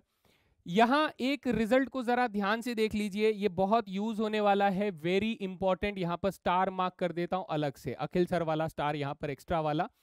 ठीक है, इंपॉर्टेंट रिजल्ट है बेटा, यहां से आप काफी सारे क्वेश्चंस में अप्लाई करके काफी सारे क्वेश्चंस को कूट सकते हैं। काफी सारे प्रीवियस ईयर क्वेश्चन इस कॉन्सेप्ट के ऊपर पूछे जाए गए हैं, तो इसके लिए तैयार हो जाइए। यहां ये कह रहा है कि सर अगर x प्लस 1/x की पावर n को एक्सपैंड करें, अगर इसको एक्सपैंड करें और फिर हमसे सवाल पूछे जाएं, कौन से सवाल पूछे जाए बेटा? पहला सवाल पूछा जाए कि सर कॉफिशिएंट ऑफ x की पावर m बता दो, इसमें जो भी एक्सपेंशन होगा उसमें कॉफिशिएंट ऑफ x की पावर m बता दो, है ना? यहां पर बेटा कुछ चीज मिसिंग है, मैं इसको करेक्ट कर देता हूं। यहां पर पावर p है और यहां पर पावर q है, यहां पर पावर p है, यहां पर q है। Let me right it properly here कि यहां x की पावर p है प्लस 1 में x की पावर q है, इसकी पावर n है ना? इसको हम लोग थोड़ा गायब कर देते हैं कि सर ये काम की चीज नहीं। इन द एक्सपेंशन ऑफ हम लोगों ने देख लिया किसकी बात हो रही है सर। चलिए, यस, हाँ जी, तो अब हम लोग सर इसके अंदर क्या समझना चाहते हैं? इसमें समझना ये चाहते हैं कि इसके एक्सपेंशन में, ठीक है, इसके एक्सपेंशन में अगर मुझे x के पावर m की कॉफिशिएंट पूछी जाए तो सर जो TR+1 में ये जो r है ना, ये जो r है, ठीक है, इस r की वैल्यू हम लोग यहां से इस फॉर्मूले से ढूंढ सकते हैं। अच्छा सर, यही है ये, इसे आप बेटा अपने हिसाब से ना एक बहुत प्यारा सा ट्रिक कह लो, ठीक है। हालांकि ये प्रूव किया हुआ है कंप्लीट, ये एक डिजायर्ड रिजल्ट निकल कर आता है जब हम इस तरीके से क्वेश्चन को सॉल्व करते हैं। जब उसे ट्रेडिशनल मेथड से जब सॉल्व करते हैं तो ये एक डिजायर्ड रिजल्ट होता है। और ये रिजल्ट को आप ट्रिक समझ लो कि सर यहाँ जो टर्म मुझे ढूंढना होगा उसकी जो r की वैल्यू होगी वो r की वैल्यू हमें इस फॉर्मूले से मिल सकती है। सेम इसी की तरीके से कह रहा है कि सर अगर मेरे से इंडिपेंडेंट ऑफ एक्स टर्म पूछे, यानी ऐसा टर्म जिसमें एक्स ना हो, तो इसका मतलब सर वो दूसरे लैंग्वेज में कॉफिशिएंट ऑफ एक्स की पावर 0 पूछ रहा है। यानी पहले वो कॉफिशिएंट ऑफ एक्स की पावर m पूछ रहा था, तो अब वो 0 पूछ रहा है, तो m की जगह पे 0 रखते यहाँ पर np रह जाएगा, np माइनस m ना रहकर, है ना। तो ये छोटी छोटी चीजें सर हम लोग याद रख सकते हैं, इसे याद रखिएगा, इसका इस्तेमाल मैं क्वेश्चंस में सॉल्व करने के दौरान करूंगा। तो ये हमारे लिए बहुत बहुत बहुत ही ज्यादा इंपॉर्टेंट कॉन्सेप्ट है, बहुत ज्यादा इंपॉर्टेंट। रख लिए भाई, पुड़िया बनाकर रख लिए कि सर लिख लिए, आप क्वेश्चन आने दो, जहां लगेगा हमें बताना, हम ये लगाएंगे, है ना। बढ़िया, चले आगे चलते हैं। कॉन्सेप्ट सर काफी नहीं हो गया, कुछ बचा है क्या अभी भी? थोड़ा सा बचा है बेटा, थोड़ा सा, है ना। कुछ ऐसा जो बहुत बहुत रेयरली पूछा गया है, लेकिन जब से इसका प्रेजेंस है तो इसका मतलब ये हमें पढ़कर चलना होगा। अगर हम स्किप करेंगे तो दिक्कत में आ सकते हैं किसी सवाल के अंदर, ठीक है। तो अब अगर हम लोग तैयारी कर रहे हैं कि सर जहां से भी सवाल आए कूटेंगे उसको, मतलब तबीयत से कूटेंगे, तो उसके लिए पढ़ना तो सब कुछ पड़ेगा। तो एक नजर हम लोग यहाँ पर लेकर चलेंगे, और जो इनको बहुत अच्छे से पढ़ना चाहते हैं वो सारी चीजों को पढ़ें, और जो चाहते हैं कि सिर्फ एक सरसरी निगाह देख रखें उसके ऊपर, तो बेटा क्या करें, आप लोग ये वाले फॉर्मूले को याद कर लें और ये वाला फॉर्मूला याद कर लें, ठीक है। ये दोनों आपको लिए काफी जरूरी है कि सर ये वाला फॉर्मूला हमें याद होना चाहिए और ये वाला फॉर्मूला याद होना चाहिए। उसके बाद हम लोग किसी भी क्वेश्चन को कर सकते हैं, जब तक कि हमारी बुरी किस्मत ना हो कि उसने पावर और बढ़ा दी हो, -3 कर दिया हो। क्या कर दिया हो? पावर। सर पावर -3 कर सकता है क्या? हाँ बेटा कर सकता है, वो हमारे साथ ऐसी चीजें कर सकता है ना, कर सकता है, ठीक है। तो अगर सर पावर 3 मुझे निकालना हो तो एक बार निकाल ही दो ना, हमारा कुछ फायदा हो जाएगा। पावर 3 निकालने के लिए बेटा हमें इस वाले फॉर्मूले का इस्तेमाल करना होगा। तो देखिए कि अगर मुझसे यहाँ पे x + 1 + x की पावर 3 मुझसे पूछता है, क्या करता है सर? सबसे पहले तो यहाँ पर आइडेंटिटी को हम लोग लिख लेते हैं ताकि आप लोग समझ पाओ कि सर 1 + x की पावर यहाँ पर n मुझे दिया गया है, और n जो है वो कोई भी इरेशनल नंबर है। सर वैसे तो आपने बताया था कि n की वैल्यू क्या होती है? नेचुरल नंबर, लेकिन यहाँ पर क्या है? कोई भी इरेशनल नंबर है इसके अंदर, ये याद रखना। नोट, यहाँ पर ऊपर लिख रहा हूँ बेटा, n क्या है सर? कोई भी रेशनल नंबर है। तो इस कंडीशन में मुझे पहले लिखना होगा 1, फिर लिखना होगा nx, फिर लिखना होगा बेटा n into n - 1 divided by 2 factorial x का स्क्वायर, एंड देन उसके बाद n into n - 1 into n - 2 divided by 3 का फैक्टोरियल x का क्यूब। और बेटा ये इन्फिनाइट सम तक चलता रहेगा, इन्फिनाइट तक चलता रहेगा, हम लोग इसे रोक नहीं सकते हैं, ये इसकी एक्सपेंशन ऐसा ही है, ठीक है। तो हमें क्या निकालना था बच्चा? हमें निकालना था सर 1 + x की पावर -3 निकालना था। तो चलिए रखते हैं बेटा, यहाँ देखेंगे 1 ये हो जाएगा, प्लस -3x हो जाएगा, प्लस ये -3 इंटू -3 -1 डिवाइडेड बाई 2 फैक्टोरियल 2 हो जाएगा, x² हो जाएगा, प्लस यहाँ पर -3 -4 -5 डिवाइडेड बाई 3 फैक्टोरियल x का क्यूब हो जाएगा, एंड सो ऑन, ऐसे करके इन्फिनाइट टर्म्स तक ये चलता रहेगा। ठीक है सर, चलता रहेगा। सॉल्व करते हैं सर इसको, तो ये बन जाएगा 1 - 3x बन जाएगा। ये बेटा 3 4 जा 12, 12 का हाफ करेंगे तो प्लस के 6x² बन जाएगा। हाँ सर, फिर उसके बाद हमारे पास क्या आ जाएगा? हम लोगों ने -3 लिया, ये देखो बेटा 3 4 जा 12, 12 5 जा 60, और नीचे 6 आ रहा है, तो अब मेरे पास -10x³ आ जाएगा, एंड नेक्स्ट टर्म प्लस आते हुए प्लस माइनस के फॉर्म में इन्फिनिटी तक चल जाएगा। सर इसे भी याद कर लें क्या? बेटा याद करने से अच्छा है आप लोग एक पैटर्न को ध्यान देख सकते हो। जैसे मैं पैटर्न अगर आपको दिखाऊं कि सर -1 पावर चल रही है, तो उस वक्त मेरे सभी कॉफिशिएंट्स 1 थे, सभी के सभी कॉफिशिएंट्स 1 थे, सभी के सभी कॉफिशिएंट्स 1 है। सर जब मेरी पावर -2 थी तो मेरे सभी कॉफिशिएंट्स बेटा अरिथमेटिक प्रोग्रेशन से बढ़ने लग गए, 1 2 3 4 5 6 इस तरीके से कॉफिशिएंट बन गए, 1 2 3 4 5 6, है ना, ये बन गए जब पावर 2 में चल रही थी, -2 में। जब पावर बेटा मेरी -3 में आई तो बेटा देखो पहले 1 में कितना जुड़ा? 2 जुड़ा, फिर उसमें कितना जुड़ा सर 3 जुड़ा, फिर कितना जुड़ा सर 4 जुड़ा, अगला टर्म में क्या जुड़ रहा होगा बेटा 5 जुड़ रहा होगा, उसके अगले में क्या जुड़ रहा होगा सर 6 जुड़ रहा होगा। इस तरीके से ये एक्सपेंशन बन जाएगा। तो इस तरीका, ये कुछ ऐसे जुगाड़ हैं कि अगर आपको याद नहीं हो रहे हैं तो आप इन्हें डायरेक्टली ऐसे कुछ टेक्निक्स को यूज करके लिख सकते हैं, और अगर आप लिख सकते हैं तो आपके लिए बहुत तेज हो जाएगा, आपको ये फॉर्मूला अप्लाई करने की जरूरत नहीं पड़ेगी। लेकिन फॉर्मूला एक सरसरी निगाह जरूर रखेंगे, और उसके साथ ये कुछ जो फॉर्मूले लिखे हैं ये, और इसके साथ साथ आप ये वाले फॉर्मूले को अगर बना सकते हैं बहुत तेजी से तो बना सकते हैं। बाय चांस की केस है कि शायद से इस तरीके का सवाल पूछ लिया जाए, but we are prepared. Done है, ठीक है। आखिरी चीज बेटा पढ़ लेते हैं। आखिरी चीज क्या है सर? आखिरी चीज है न्यूमेरिकली ग्रेटेस्ट टर्म। बहुत ही कम सवाल बेटा इसके ऊपर, हद से ज्यादा कम सवाल, लेकिन एक सवाल होने की वजह से हम लोग इसको जरूर एक बार करेंगे। तो यहां देखिए बेटा, ये एक कंडीशन है, ये कंडीशन आपकी सेटिस्फाई करवानी है हमें सर। ये क्या करनी है? इस कंडीशन को सेटिस्फाई करवानी है, ठीक है। इस कंडीशन को अगर आप सेटिस्फाई करते हैं तो यहां जो आर की वैल्यू आएगी, उसी आर को हम लोग कहां रखते हैं बेटा? हम लोग रखते हैं टी आर प्लस 1 में रखते हैं। उसी आर को, यहां पर जो आर की वैल्यू आती है उसी आर को हम लोग यहां पर रखते हैं, ठीक है। चलिए, तो सर ये कंडीशन क्या है जरा इसको समझ लीजिए। आपको दो तरह की चीजें पूछी जाती हैं। एक तरह की चीज पूछी जाती है बेटा क्या? ग्रेटेस्ट कॉफिशिएंट पूछी जाती है। कौन सी दो चीजें?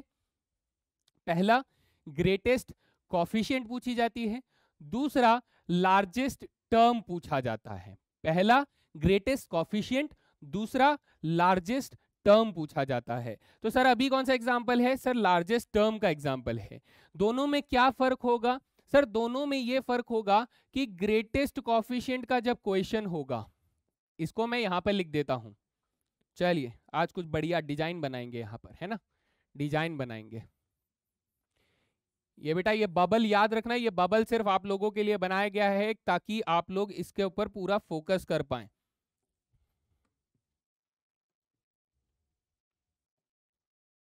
है ना?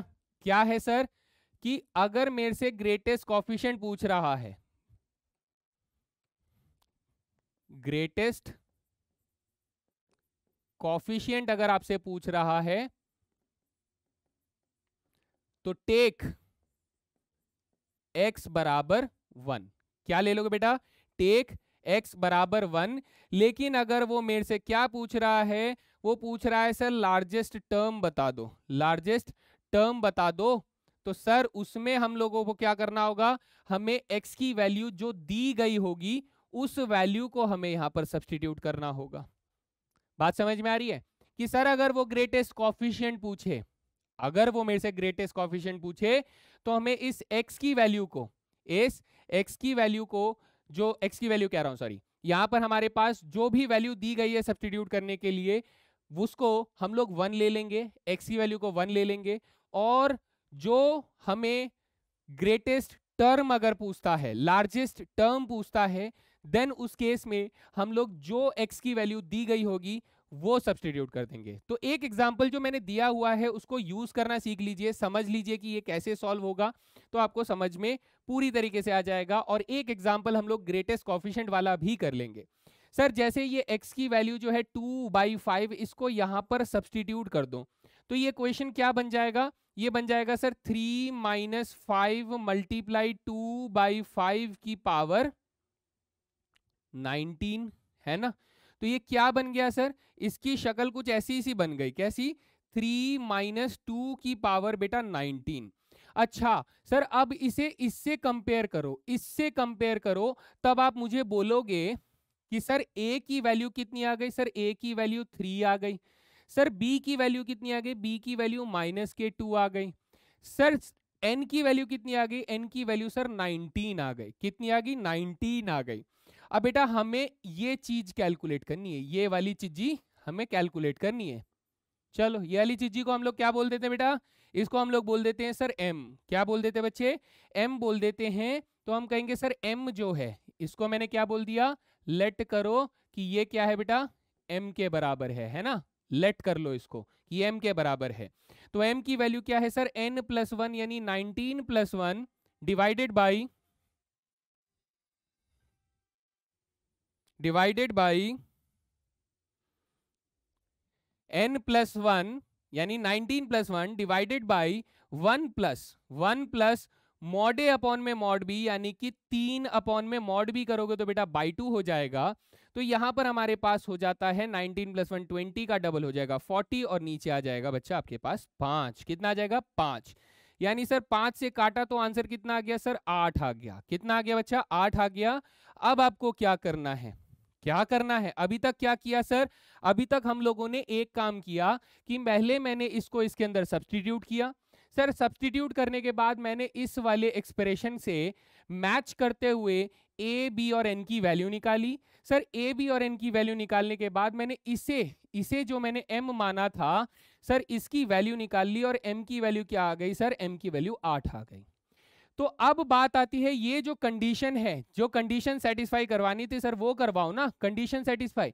कंडीशन सेटिस्फाई के हिसाब से जो r की वैल्यू है वो सर या तो m से छोटी होनी चाहिए या तो m-1 से बड़ी होनी चाहिए।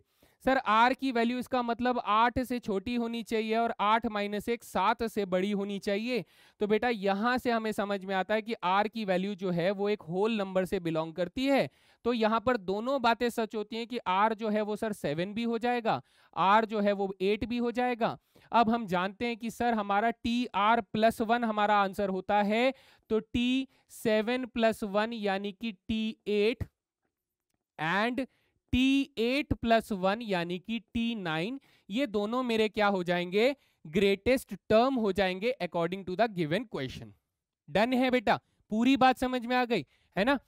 मैं फिर से रिपीट कर रहा हूं कि अगर सर ग्रेटेस्ट टर्म पूछे तो x की वैल्यू जो दी गई है वो रख देना, अगर ग्रेटेस्ट कोफिशिएंट पूछे तो x की वैल्यू क्या रख देना, 1 रख देना। वो देगा नहीं आपको, उस कंडीशन में देगा नहीं, वो आपसे ग्रेटेस्ट कोफिशिएंट डायरेक्टली पूछेगा। So you have to put the value of x is equals to 1। Done है, चले। तो सारी चीजें समझ में आने के बाद हम लोग यहां पर कर सकते हैं क्वेश्चंस की शुरुआत। तो चलिए ये रहा सबसे पहला सवाल आप लोगों की स्क्रीन पर, what is the number of terms in the expansion of this. Sir ये प्रीवियस ईयर क्वेश्चन है, तो ट्राइनोमियल दिख रहा है, उसकी पावर n है, तो फॉर्मूला लिखवाए थे सर n + 1 n + 2/2, खत्म सवाल। बताए थे ना, क्या बताए थे सर, बाइनोमियल के लिए नंबर ऑफ टर्म्स कितने थे, number of terms sir n + 1 थे। सर ट्राइनोमियल के लिए कितने नंबर ऑफ टर्म्स थे, ट्राइनोमियल के लिए sir n + 1 into n + 2 divided by 2 था, ये फॉर्मूला था। डन है, चले अगला सवाल, how many terms are there in the expansion of this. अब देखो बेटा यहां पर आप लोगों को लग रहा होगा कि सर ये बाइनोमियल थ्योरम जो है ये ट्राइनोमियल है, लेकिन ये एक्चुअली में बाइनोमियल है। कैसे, क्या आप लोग x² + 2x + 1 को पहचानते हैं? हाँ सर पहचानते हैं, 0 क्यों लिख रहा हूं मैं बराबर, सर ये आइडेंटिटी के हिसाब से ये x + 1 का होल स्क्वायर होता है। अरे हाँ सर ये तो होता है, यानी मैं इस क्वेश्चन को ऐसे लिख सकता हूं कि सर ये x + 1 का होल स्क्वायर की पावर कितना है सर, पावर 10 है। यानी सर ये 1 + x ले लो, मैं इसे x + 1 की जगह 1 + x लिख देता हूं, 1 + x ले लो कि इसकी पावर सर 20 हो जाता है। ठीक है सर 20 हो गया, टोटल पावर 20 हो गया। यानी अब ये बेटा बाइनोमियल है, कैसा है, बाइनोमियल है, ट्राइनोमियल नहीं है।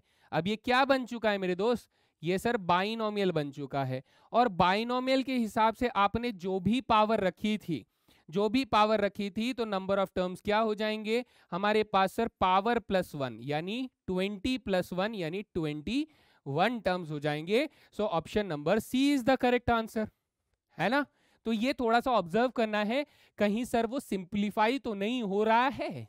धोखा बेटा, धोखा तो किसी को भी हो सकता है, लेकिन हमें तो धोखे से बचना है ना। चालाक बुद्धि कौन, जो इन धोखों को पहचान ले। यही तो खेल खेलेगा आप लोगों के साथ यूपीएससी। तो खेल को अच्छे से खेलो भाई, सारे रूल जान लो, अच्छे से पहचान लो कहाँ चीट हो सकता है, इस तरीके से बच सकते हैं। चले फिर अगले सवाल में, चलो भाई चलो चलो चलो। ये देखो ये क्वेश्चन थोड़ा इंटरेस्टिंग टाइप का क्वेश्चन है। ये कह रहा है कि sir after simplification what is the number of terms in the expansion of this. यहाँ बेटा देखो ये 5 की पावर 4 है, ये 4 की पावर 5 है। इसका मतलब वो आपको थोड़ा सा बेवकूफ बनाने की कोशिश कर रहा है। वो ये कह रहा है कि सर 3x प्लस वाई की पावर 20 है और ये माइनस 3x माइनस वाई की पावर 20 है। ये इतने इतने टर्म्स दे रहा है। ये कह रहा है कि सर अगर मैं इसे सिंप्लीफाई करूंगा तो मेरे पास कितने टर्म्स बचेंगे। बेटा इतना तो टाइम भी ना है कि मैं पावर 20 खोलने बैठूंगा, नहीं खोलना है ना। तो कुछ तो लग रहा है। क्या लग रहा है सर? अब वो लगता है कॉन्सेप्ट। क्या आपको सबसे पहले उस कॉन्सेप्ट को समझना पड़ेगा, क्योंकि कॉन्सेप्ट अगर समझ में आता है तो मेंटली टुकु टुकु टुकु टुकु सर 20 में से इतने 11 टर्म्स बचेंगे। लो माइनस कर रहे हैं ना, 10 टर्म्स बचेंगे। लो कैसे सर, कैसे? प्लस कर रहे होते तो 11 टर्म्स बचते, माइनस कर रहे होते तो 10 टर्म बचते। ये कौन सा खेल खेल रहे हो हमारे साथ? तो देखो बेटा, देखो देखो, इसको हम लोग थोड़ा छोटा एग्जाम्पल करके देखना चाहते हैं। हम कैसे देखना चाहते हैं सर? छोटा एग्जाम्पल करके देखो।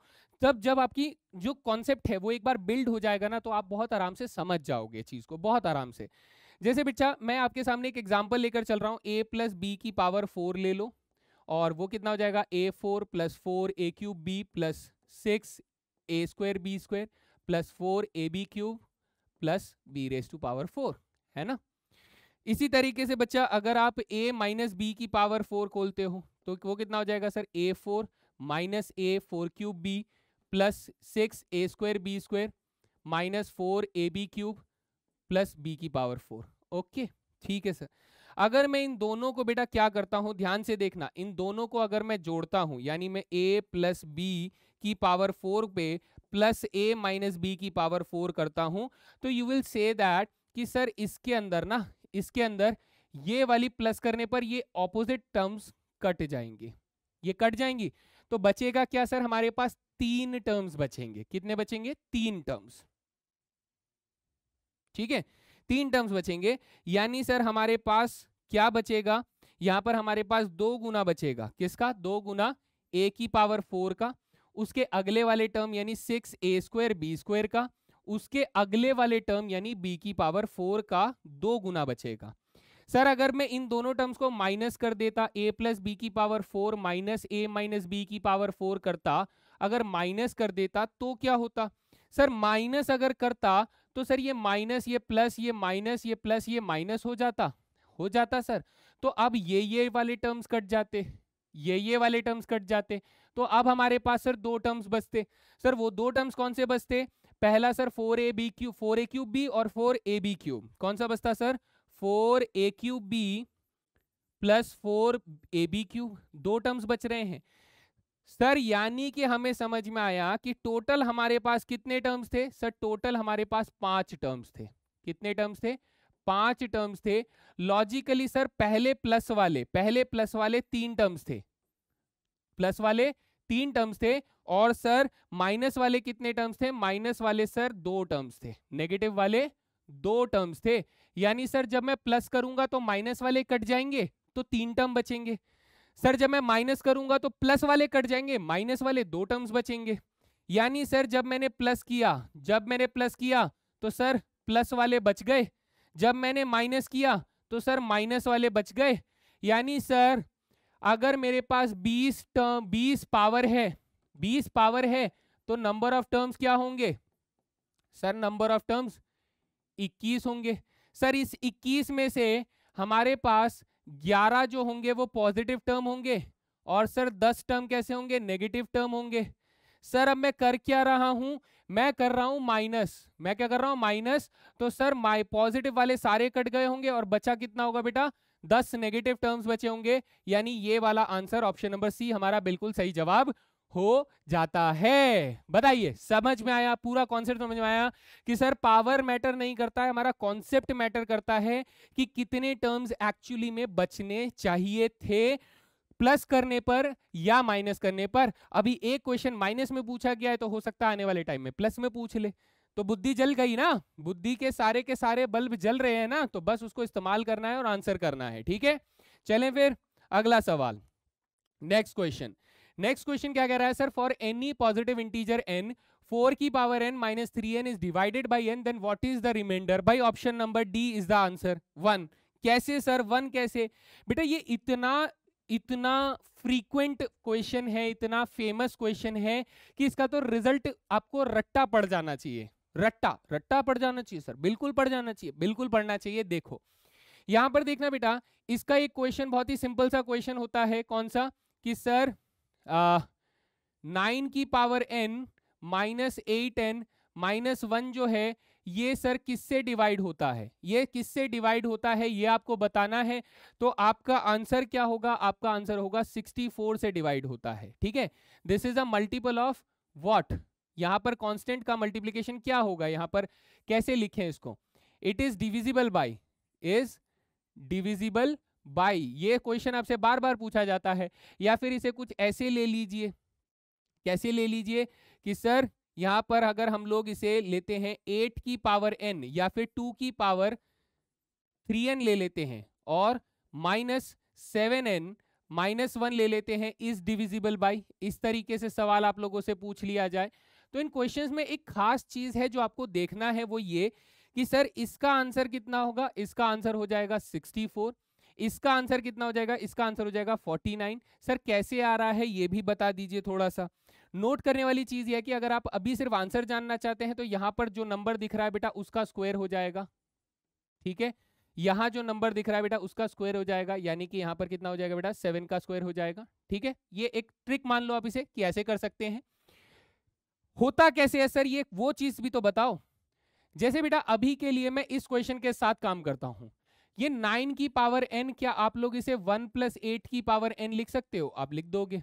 तो सर ये क्या बन जाएगा, 1 plus 8n plus 8c2n square. मैं कुछ गलत लिख रहा हूं, बिल्कुल गलत लिख रहा हूं। यहां आ जाएगा बेटा 1 plus 8n plus nc2 8 square plus nc3 8 cube and so on करके आखिरी टर्म होगी 8 ncn 8 की पावर n, ऐसा कुछ होगा, है ना। अच्छा सर ये देखो ये दोनों टर्म्स ना, मुझे अगर मैं इन दोनों टर्म्स को उठा के इस तरफ ले आता हूं तो मेरे पास ये 9 की पावर n जो है उसमें से माइनस 8n माइनस 1 हो जाएगा। इक्वल्स टू क्या आ जाएगा सर, इक्वल्स टू हमारे पास यहाँ से 8 का स्क्वायर अगर कॉमन ले लेंगे तो ये nc2 plus nc3 plus dot dot dot dot dot कुछ नंबर्स यहाँ पर बचेंगे। मैंने पूरी तरीके से नहीं लिखा कि nc3 के साथ सिर्फ अब 8 की पावर 1 ही बचेगा और आखिरी वाले में 8c8 के साथ ncn के साथ 8 की पावर n माइनस 2 बचेगा, ऐसा कुछ बचेगा, है ना। सर ये कंप्लीटली क्या मल्टीप्लाई हो रहा है इसके अंदर, इसके बाहर जो है वो मल्टीप्लाई हो रहा है सर वो 8 का स्क्वायर, यानी ये जो कंप्लीट नंबर है ये सर 8 स्क्वायर से डिवाइड हो सकता है। तो एक आंसर हमारे पास आएगा जो कि इंटीजर होगा, यानी सर इसीलिए हम लोग बोल पा रहे हैं कि यहाँ जो नंबर है बेटा इसका स्क्वायर हमारा आंसर होगा। सिमिलरली यहाँ जो नंबर आप लोग देख रहे हो उसका स्क्वायर हमारा आंसर होगा। तो यहां अगर हम लोग इसको करना चाहते हैं, सर क्वेश्चन तो ये था ना, लेकिन टाइप तो समझ में आ गया, 4 की power n minus 3n minus, sir ये क्वेश्चन अगर ऐसे होता 4 की power n minus 3n minus 1 होता तो सर ये कंप्लीटली डिवाइड हो सकता था 9 से, ये कंप्लीटली डिवाइड हो सकता है 9 से, लेकिन सर ये 9 से डिवाइड नहीं हो रहा है, 9 से डिवाइड नहीं हो रहा है। तो हम कहेंगे सर 4 की power n minus 3n minus 1 जो है वो अगर 9 से डिवाइड हो जाता है तो 9 के लिख देंगे। सर प्लस 1 कर देंगे तो 4 की पावर n माइनस 3n जो है बेटा वो 9 के प्लस 1 हो जाएगा। तो सर हमारा रिमाइंडर कितना आया, रिमाइंडर कितना आया, ये क्या लगाया बेटा, डिवीजन एल्गोरिथम लगाया ना, कि डिविडेंड डिवाइजर कॉशिएंट प्लस रिमाइंडर। तो रिमाइंडर कितना है बेटा 1 आया। तो हमने अगर ये स्टैंडर्ड रिजल्ट याद रखा है कि सर यहाँ पर देखो ये दो टर्म्स कुछ खास तरीके का पैटर्न रहेंगे जिसके अंदर यहाँ पे -1 इन जनरल देखने को मिलता है, तभी वो कंप्लीटली डिविजिबल होता है, तभी वो कंप्लीटली डिविजिबल होता है। सेम अगर यहाँ पर 4 की power n minus 3n minus 1 जो था वो 9 से कंप्लीटली डिविजिबल था, यानी सर -1 को उल्टा कर देंगे तो +1 हमारा रिमाइंडर आ जाएगा। आप इस तरीके से भी सोच सकते हैं, ठीक है। तो इस तरीके से क्वेश्चन को खत्म कर सकते हैं, बढ़िया। बाकी आप इसे प्रूव करके कैसे करेंगे, सर प्रूव करके आप इसे कैसे कर सकते हो, इसे 1 प्लस 3 की पावर n एक्सपैंड करोगे, फिर 9 का कोई फैक्टर आ जाएगा, उसमें से +1 बचेगा, आपको मिल जाएगा। मेरे हिसाब से ये कॉन्सेप्ट काफी तेज था सर, डिवीजन एल्गोरिथम से हम लोगों ने आइडिया लगा लिया कि -1 उधर जाके +1 हो जाएगा तो रिमाइंडर हमारा +1 ही बचेगा। चलिए सर आगे चलते हैं, ये रहा अगला सवाल। ये आपसे क्या कह रहा है, ये आपसे कह रहा है what is the coefficient of x की पावर 3 y की पावर 4 इन दिस एक्सपेंशन, है ना। इन दिस एक्सपेंशन आप लोगों को बोला जा रहा है what is the coefficient of x की पावर 3। ध्यान से देखें बेटा, यहां पर हमें 2x प्लस 3y स्क्वायर दे रहा है। अगर मैं इसका जनरल टर्म tr प्लस 1 निकालता हूं तो 5cr, पहला वाला टर्म 2x है उसकी पावर हो जाएगा 5 माइनस r, दूसरा वाला टर्म 3y स्क्वायर है इसकी पावर हो जाएगा r, और ये टर्म आपको बोल रहा है कि सर सम कांस्टेंट कोफिशिएंट क्या हो जाएगा, सम कांस्टेंट हो जाएगा, और उसके साथ वेरिएबल क्या आ रहा है सर, वेरिएबल x की पावर 3 y की पावर 4 आ रहा है। क्या आ रहा है सर, x की पावर 3 y की पावर 4 आ रहा है। तो हम कहेंगे सर इसमें से कांस्टेंट को अलग कर लें, कांस्टेंट को अलग कर लेंगे तो ये 5cr हो जाएगा, 2 की पावर 5 माइनस r हो जाएगा, और 3 की पावर सर r हो जाएगा। सर वेरिएबल को अलग कर लो, वेरिएबल को अलग करोगे तो बेटा वेरिएबल क्या हो जाएगा, x की पावर 5 माइनस r हो जाएगा, और y की पावर बेटा 2r हो जाएगा। कितना हो जाएगा सर, 2r हो जाएगा। इसको बच्चा हम लोग कंपेयर करते हैं, किससे कंपेयर करेंगे मेरे दोस्त, कांस्टेंट मल्टीप्लाई x की पावर 3 और y की पावर 4 से कंपेयर करते हैं, है ना। तो सर ये वाला हिस्सा जो होगा, ये वाला हिस्सा, ये क्या हो जाएगा सर, कांस्टेंट से कंपेयर किया जाएगा। तो सर इसका मतलब कोफिशिएंट कौन होगा, यही सर हमारा कोफिशिएंट होगा, यही हमारा कोफिशिएंट होगा। हाँ सर होगा, मान लिए बात। अब इधर देखो सर, यहाँ y की पावर 2r है, यहाँ y की पावर 4 है, यानी y की पावर 2r को अगर मैं y की पावर 4 से कंपेयर करूंगा तो r की वैल्यू कितनी आ जाएगी सर, r की वैल्यू आ जाएगी 2। कितनी आ गई, 2 आ गई। सर अगर 2 आ गई तो मेरा कोफिशिएंट कितना हो जाएगा, मेरा कोफिशिएंट सर 2 रख दो, कितना हो जाएगा, 5c2 हो जाएगा, 2 की पावर 3 हो जाएगा, 3 की पावर 2 हो जाएगा, 5c2 बेटा 10 होता है, ये 8 हो जाएगा, ये 9 हो जाएगा, तो हमारा आंसर 720 हो जाएगा। So option number C is the correct answer, है ना। खत्म सवाल, बिल्कुल। कंपैरिजन करना है जनरल टर्म की मदद से, हमें जो टर्म दिया गया था उसके साथ कंपेयर करें, कोफिशिएंट पार्ट को अलग करें, वेरिएबल पार्ट को अलग करें। वेरिएबल्स को कंपेयर करने के बाद आपको आर की वैल्यू मिल जाएगी, उस आर की वैल्यू को वापस कोफिशिएंट वाले पार्ट में रखें और आपका आंसर तैयार है। डन है बच्चा, बिल्कुल डन है सर। चलो नेक्स्ट क्वेश्चन, अगला सवाल देखते हैं। If T R is the आरथ term, TR is the rth term in the expansion of this, then what is the ratio of T20 over T90? बेटा देखो हमने T20 और T19 टर्म का रेशियो निकालना है, तो T20 को हम लोग T19 प्लस 1 लिखेंगे और T19 को हम लोग T18 प्लस 1 लिखेंगे, ठीक है। तो यहाँ क्या आ जाएगा बेटा, यहाँ आ जाएगा 101, अगर मैं इसमें जनरल फॉर्मूला लगाऊंगा तो 101C19 हो जाएगा, और यहाँ पर 1 की पावर कुछ भी रख लो सर, x की पावर 19 आएगा, डिवाइडेड बाय यहाँ पर 101C18 आ जाएगा और x की पावर 18 आ जाएगा, ये एक्सप्रेशंस आ जाएंगे। अब बच्चा यहाँ ध्यान दीजिए, मैंने आपको NCR अपॉन में NCR माइनस 1 खोलना सिखाया था, जिसमें ये N minus R plus 1 upon में R के बराबर आता है।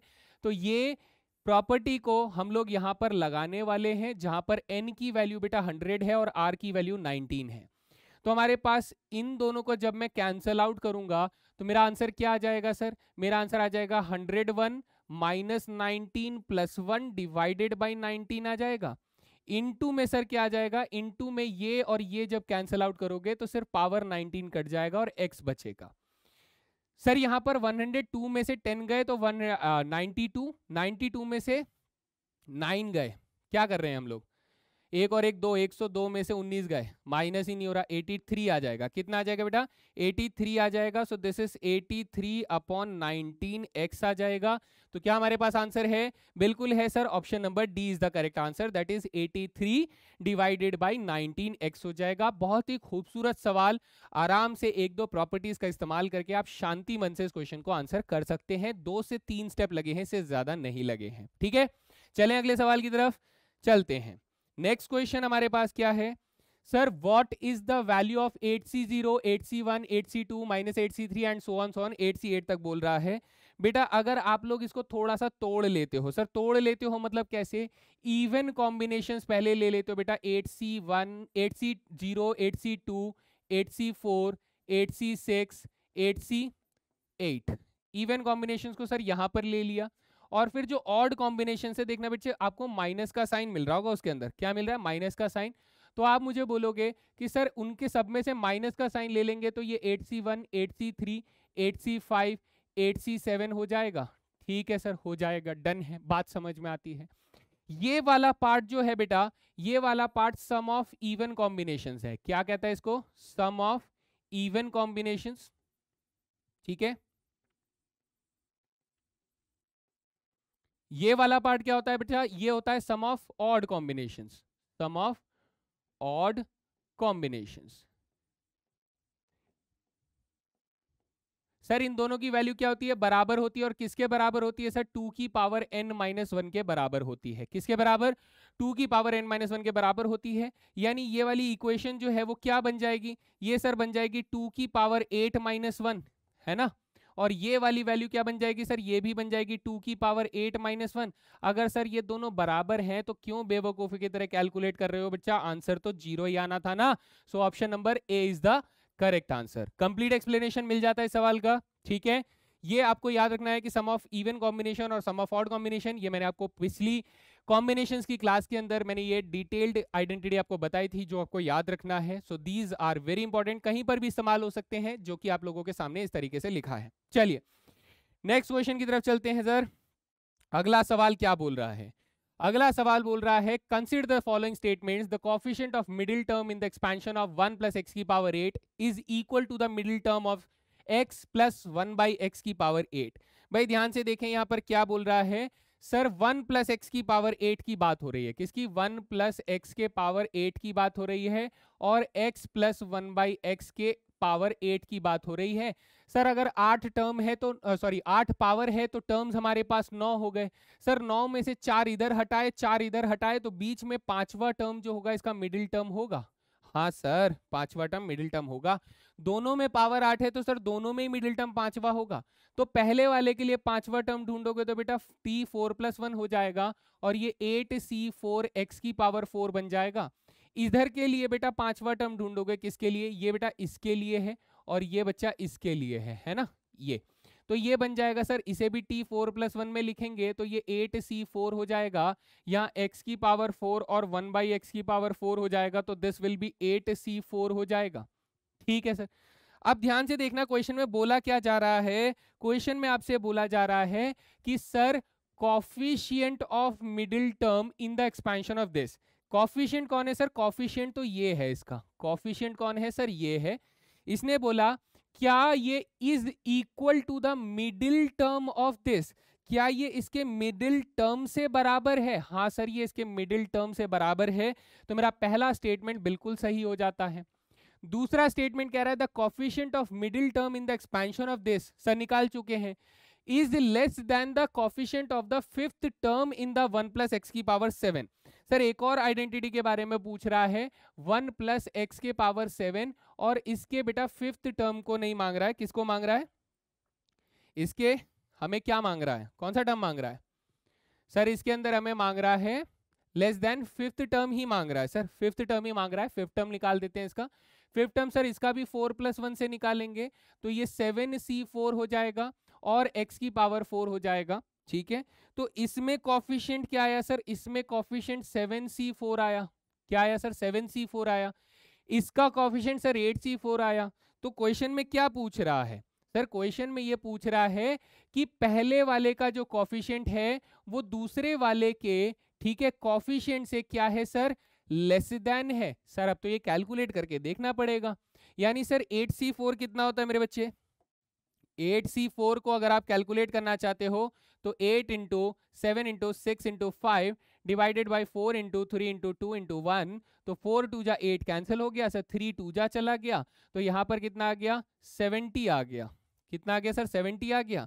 और 8c4 की जगह बेटा 7c4 निकालोगे, ऑटोमेटिकली 7c4 छोटा आने वाला है, आप अपना ट्राई ले सकते हो, 7 into 6 into 5 divided by 3 into 2 into 1 हो जाएगा, तो सर 3 2 जा 6 कैंसिल हो गया, देखिए यहाँ पर आपके पास 7 5 जा 30 आ गया, कितना आ गया सर 30 आ गया। इसका मतलब ये हुआ कि सर सेकंड वाला स्टेटमेंट जो है वो गलत है, इसका मतलब 1 only is the correct answer. क्या ये बात सभी को समझ में आ जाती है? कंप्लीट एक्सप्लेनेशन सभी को मिल जाता है? ठीक है, बढ़िया, easy question, very easy question, just basic calculation की मदद से आप लोग इसे कर सकते हैं, आपके सामने है। नेक्स्ट क्वेश्चन हमारे पास क्या है सर? नेक्स्ट क्वेश्चन हमारे पास ये पूछा जा रहा है कि इन द एक्सपेंशन ऑफ दिस, इसको देखते ही मेरा मन करता है कि सर मैं p की वैल्यू 3 लिख लूं, मैं q की वैल्यू सर 2 लिख लूं, मैं n की वैल्यू सर n ही लिख लूं, क्योंकि कुछ दिया ही नहीं है। कह रहा है सर n एक पॉजिटिव इंटीजर है, मान लिए the sum of the coefficients of x की पावर 5 और x की पावर 10 इज 0। तो बेटा x की पावर 5 लेंगे तो एक बार m की वैल्यू हम लोग यहाँ के लिए 5 ले लेंगे, यहाँ के लिए सर m की वैल्यू 10 ले लेंगे, तो हमारे पास r की वैल्यू क्या आएगी सर? पहले वाले केस के लिए r1 की वैल्यू क्या आ जाएगी सर? r1 की वैल्यू आ जाएगी np माइनस m अपॉन में p प्लस q, है ना सर? np माइनस m कितना हो जाएगा? यानी 3n माइनस m यानी कि माइनस के 5 divided by p plus q यानी 5 आ जाएगा, r1 हो गया। ठीक है sir, okay, no problem. R2 की वैल्यू इस वाले केस के लिए निकालेंगे तो np माइनस m करेंगे, वापस से मैं वैसे लिख देता हूं, np माइनस m अपॉन में p प्लस q लगाएंगे तो R2 की वैल्यू हो जाएगी 3n माइनस 10 अपॉन में 5 हो जाएगा, है ना? ये बेटा m की वैल्यू 5 इसके लिए, m की वैल्यू 10 इसके लिए, दोनों अलग अलग केस के लिए। अब बेटा देखो, जब 5 के टेबल में डिवाइड करोगे, आप खुद सोचो, सोचने वाली चीजें जितना अच्छे से सोच पाओगे कि सर 5 से डिवाइड करूंगा तो ये 3 अपॉन में 5n बन जाएगा और ये -1 बन जाएगा, ये सर 3 अपॉन में 5 बन जाएगा और ये -2 बन जाएगा। सर अगर ये ऑड है, ये अगर ऑड नंबर है तो सर मतलब ये वाला नंबर इवन होगा, क्योंकि ये एक छोटा है उससे, और अगर सर ये इवन है तो इसका मतलब सर ये ऑड होगा। ये बात कंफर्म हो जाती है कि एक इवन नंबर है तो दूसरा ऑड नंबर है। अब चाहे कुछ भी कह लो सर, हमें बात समझ में आ गई, है ना? इनमें से एक इवन है तो एक ऑड है बेटा, आप किसी को भी इवन मान लो, किसी को भी ऑड मान लो, हमें फर्क नहीं पड़ता, ये डिपेंड करता है n की वैल्यू किस पे आ रही है, लेकिन एक अगर इवन है तो दूसरा ऑड होना उसका कंपल्शन है। ठीक है, बात समझ में आती है? चलिए, तो हम कहेंगे कि सर मुझे कॉफिशिएंट्स निकालने थे। क्या निकालने थे सर? कॉफिशिएंट्स निकालने थे। तो अगर मैं कॉफिशिएंट ऑफ x की पावर 5 मांगू तो आप मुझे डायरेक्टली भी बता सकते हो कि सर nc ये वाली वैल्यू हो जाएगी 3n माइनस 5 हो जाएगा, है ना सर? कॉफिशिएंट ऑफ x की पावर 10 ले लो, क्योंकि बेटा बीच में ना माइनस का साइन है, बीच में कौन सा साइन है? माइनस का साइन है, तो उस वजह से आपके पास यहाँ पर एक माइनस का साइन आ जाएगा और ये 3n माइनस 5 अपॉन में 10 हो जाएगा, ये वैल्यू आ जाएगी, कुछ ऐसे बन जाएगी। ये सर माइनस का साइन क्यों आ रहा है? क्योंकि यहाँ पर कहीं ना कहीं 3n माइनस 5 अपॉन में 10 जो है उसे अगर हम लोग इस नंबर को, मैं फिर बोल रहा हूँ बेटा, इस नंबर को अगर आप लोग मानते हो इवन, इसको अगर आप लोग मानते हो इवन, तो ये क्या हो जाएगा बेटा? ये आपका ऑड हो जाएगा। और अगर आप इसे उल्टा मान लेते हो तो भी कोई फर्क नहीं पड़ता, लेकिन सर अगर आपने इसे इवन मांगा तो ऑड की वजह से एक माइनस का साइन आ जाएगा, है ना? ऑड की वजह से एक माइनस का साइन आ जाएगा। मैं सिर्फ समझने के लिए आपको ऐसा बोल रहा हूं कि समझ लिए। अब बोल रहा है कि सर ये दोनों कॉफिशिएंट्स की वैल्यू क्या है? दोनों कॉफिशिएंट्स की सम जो है वो सर 0 के बराबर है, यानी nc 3n माइनस 5 अपॉन में 5 प्लस माइनस के nc 3n माइनस 5 अपॉन में 10 इज इक्वल्स टू 0 दे रहा है। क्या दे रहा है सर? इज इक्वल टू 0 दे रहा है। तो हम लोग यहां से इन रिजल्ट निकाल सकते हैं कि sir nc 3n minus 5 upon में 10 जो है nc 3n माइनस 5 अपॉन में 5 के बराबर है। मैंने कुछ उल्टा लिख दिया? हाँ सर, आपने थोड़ा सा उल्टा लिख दिया। यहां पर आना था हमारे पास 5, यहां पर आना था हमारे पास 10। अब आप लोग जानते हो ना बच्चा, जानते हो? क्या जानते हैं सर? बताओ क्या जानते हैं? हम लोग जानते हैं कि सर NCR जो होता है, किसकी बात हो रही है सर? NCR जो होता है वो NCN माइनस R के बराबर होता है, यानी कि सर इन दोनों R की वैल्यू को जोड़ेंगे तो हमारे पास N आता है। क्या आता है सर? N आता है। तो इसी बात को अगर मैं यहां से रिजल्ट लेकर चलूं, इसका रिजल्ट मैं यहां लेकर चलूं, तो आप कहोगे कि सर, क्या कहोगे कि 3n माइनस 5 अपॉन में 5 प्लस 3n-5 अपॉन में, मैंने कुछ गलत लिख दिया, काफी गलत लिखता गया हूं, चलिए इसको ठीक कर देते हैं। यहां पर गलती है और यहां पर गलती है, यहां पर गलती है, ठीक है सर, यहां पर गलती है, इन तीनों गलतियों को ठीक कर देते हैं। यहां पर 3n-10 अपॉन में 5 आएगा, यहां पर 3n-10 अपॉन में 5 आएगा, यहां भी सर 3n-10 अपॉन में 5 आएगा, ठीक है। तो ये 3n-10 अपॉन में 5 हो जाएगा, कितना हो जाएगा सर, 3n-10 अपॉन में 5 हो जाएगा, और ये इक्वल्स टू किसके आएगा, इक्वल्स टू n के आ जाएगा, है ना। ये रिजल्ट आ गया सर। नीचे वाले दोनों r को जोड़ेंगे तो हमारे पास n आ जाएगा, n आ गया। अब यहां पर भी तो 5 था सर, यहां भी 5 था, ठीक है, सब कुछ करेक्शन हो गया। एलसीएम लेंगे तो बेटा ये 6n बन जाएगा, माइनस के 15 बन जाएगा, इक्वल्स टू बेटा 5n बन जाएगा। n को इधर लेकर आएंगे तो बेटा n बराबर कितना आ जाएगा सर, 15 आ जाएगा। ये इस तरीके का सवाल है, ऑप्शन नंबर सी इतना कैलकुलेशन के बाद आएगा। मैं एक बार इसे जल्दी जल्दी में रिपीट करता हूं, जरा ध्यान से सुनिएगा कि सर x की पावर 5 का अगर मैं कोफिशिएंट निकालना चाहता हूं तो मैं m की वैल्यू 5 ले लूंगा, m की वैल्यू 10 ले लूंगा x की पावर 10 के लिए। तो यहां से हमें मिली बेटा r1 की वैल्यू और r2 की वैल्यू मिल गई, जिसकी मदद से हमने कोफिशिएंट ऑफ x की पावर 5 और कोफिशिएंट ऑफ x की पावर 10, r1 की वैल्यू और r2 की वैल्यू निकाल कर लगा ली। क्योंकि सर अगर r1 मेरा इवन था तो r2 मेरा ऑड होना चाहिए था, और ऑड की वजह से यहाँ पर एक माइनस का साइन आएगा, जिसे भूलना नहीं है, ठीक है। फिर हमने कहा कि सर क्वेश्चन के हिसाब से इनके जो कोफिशिएंट्स थे उनका जो सम था वो सर 0 के बराबर था। तो हम लोगों ने ये दोनों कॉम्बिनेशंस या दोनों के दोनों जो हमारे पास कोफिशिएंट्स आए हैं, इन दोनों का सम 0 रख दिया। तो ये वैल्यू इधर जाके बेटा क्या हो गया, ये एक्सप्रेशन आप लोगों के पास बन गया। डन है सर। दो कॉम्बिनेशंस तब बराबर होते हैं जब हमारे पास दोनों कॉम्बिनेशंस की जो आर वैल्यू है, दोनों कॉम्बिनेशंस की जो आर वैल्यू है उनका सम जो होगा वो हमारे पास किसके बराबर हो जाए सर, n के बराबर हो जाए। तो यहां से n की वैल्यू 15 आ जाती है। तो option number C is the correct answer. खत्म हो गया सवाल, डन, बढ़िया।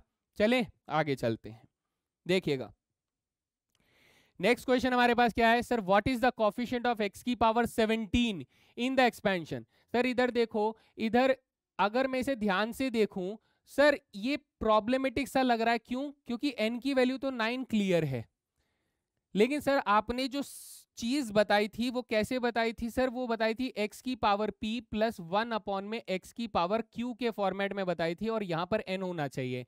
लेकिन सर ये x क्यूब तो न्यूमरेटर में है, डिनोमिनेटर में है ही नहीं। तो क्या हम इसको ऐसे लिख सकते हैं कि सर ये x की पावर p प्लस x की पावर माइनस के q की पावर n हो जाएगा। अब ये न्यूमरेटर में आ गया सर, अगर ये न्यूमरेटर में आ गया तो मैं p की वैल्यू बोलूंगा सर यहाँ पावर 1 है, और q की वैल्यू मैं बोलूंगा सर नेगेटिव में पावर चली जाएगी तो -3 ले लेंगे। और हमें क्या मांग रहा है सर, 17 मांग रहा है, तो m की वैल्यू 17 ले लेंगे। अरे वाह वाह वाह, है ना, ऐसा कर सकते हैं हम लोग, करेंगे, बिल्कुल करेंगे।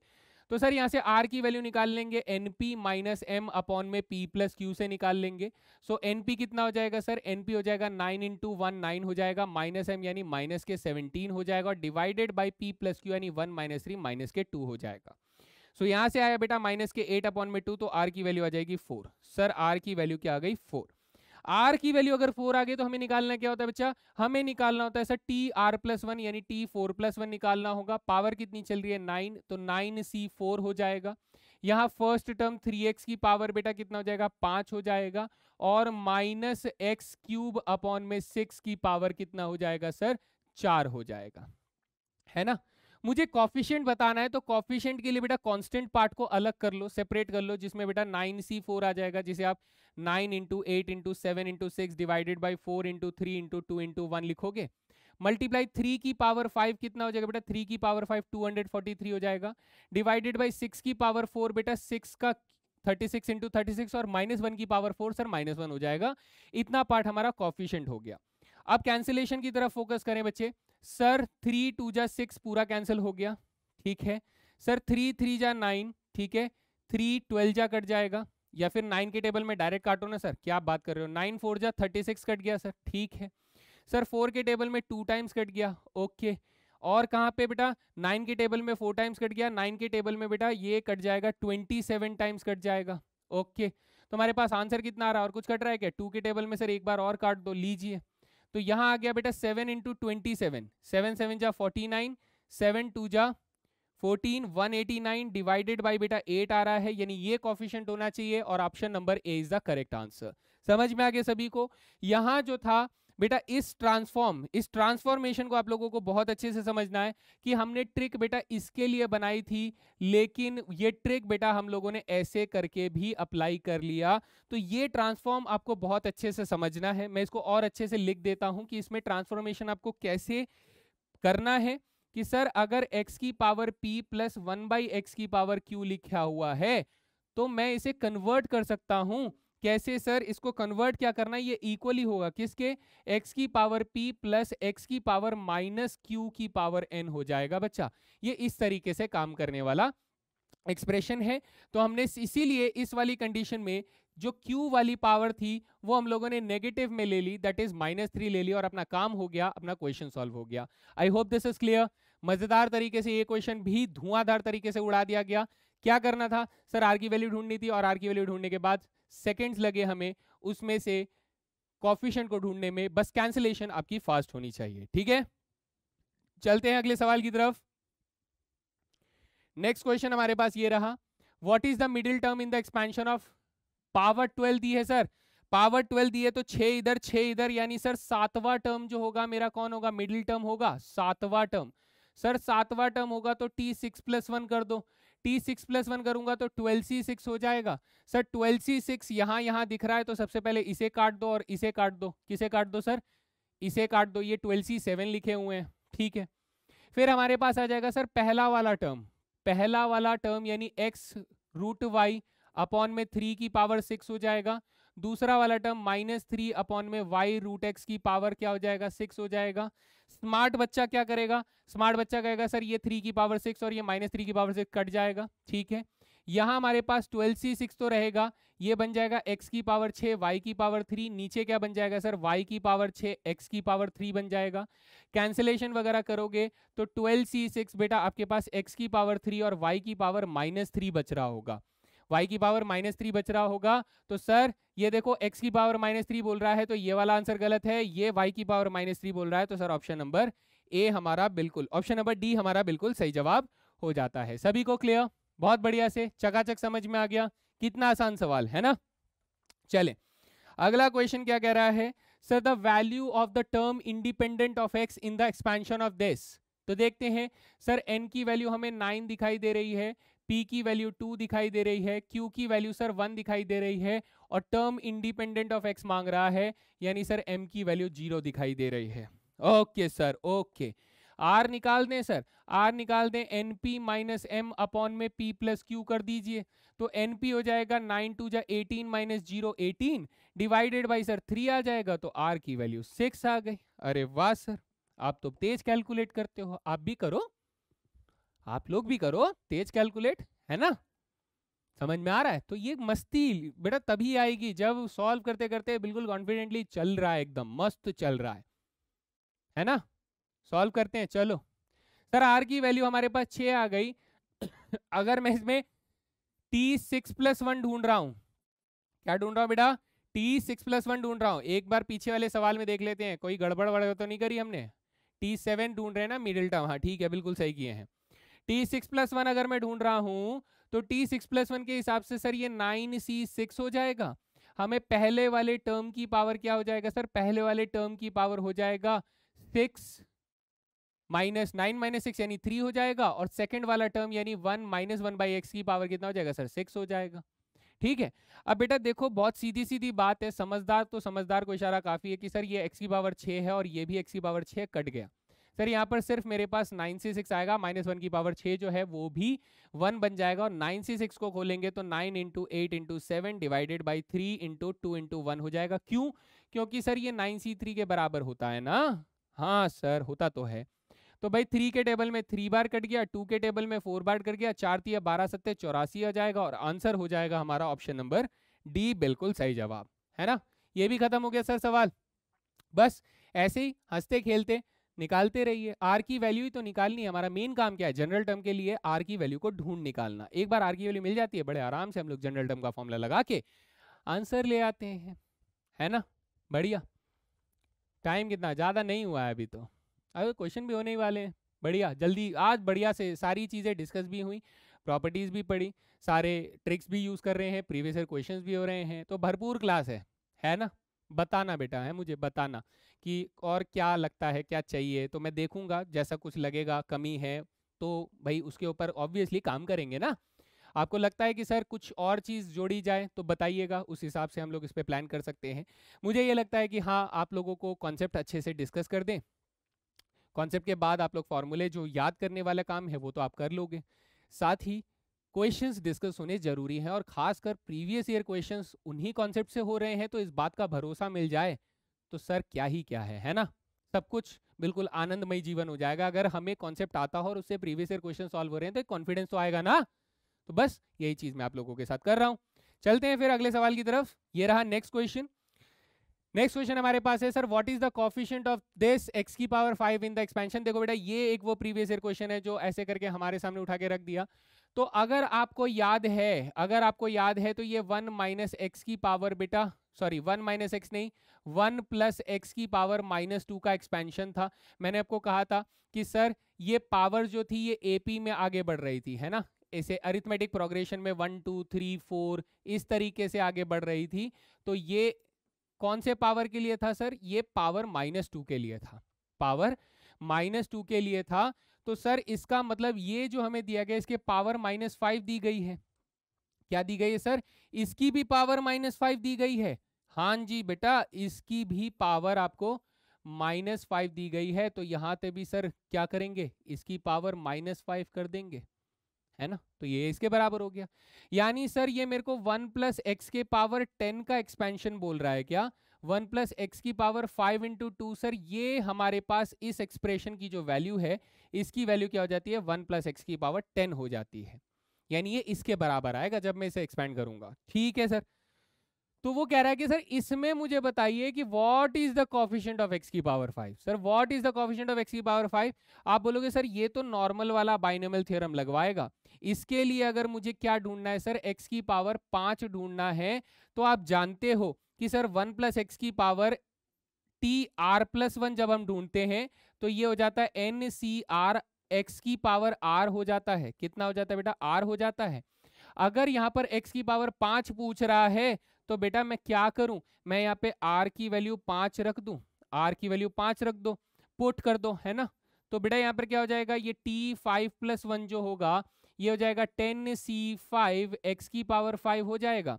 सर हमारा कॉफिशिएंट क्या हो जाएगा इस कंडीशन में, हमारा कॉफिशिएंट हो जाएगा 10c5। सर 10c5 कितना होता है, सर 10c5 होता है 10 factorial divided by 5 factorial into में 5 फैक्टोरियल। यानी आप इसे लिख सकते हो 10 फैक्टोरियल डिवाइडेड बाई 5 फैक्टोरियल का होल स्क्वायर, लिख सकते हैं। तो सर आंसर हमारा 10 फैक्टोरियल डिवाइडेड बाई 5 फैक्टोरियल का होल स्क्वायर आंसर हो जाता है। ये भी सही सर, पूरा सही, एकदम चकाचक सही, चक गया, बिल्कुल चमक के आ गया है। और इसी के साथ आगे चलें, अगला सवाल। कितने हैं, अभी तो काफी है भाई, काफी है भाई, काफी है, काफी है। चलो लगाएंगे सर, सारे सवाल लगाएंगे, एक भी नहीं छोड़ेंगे।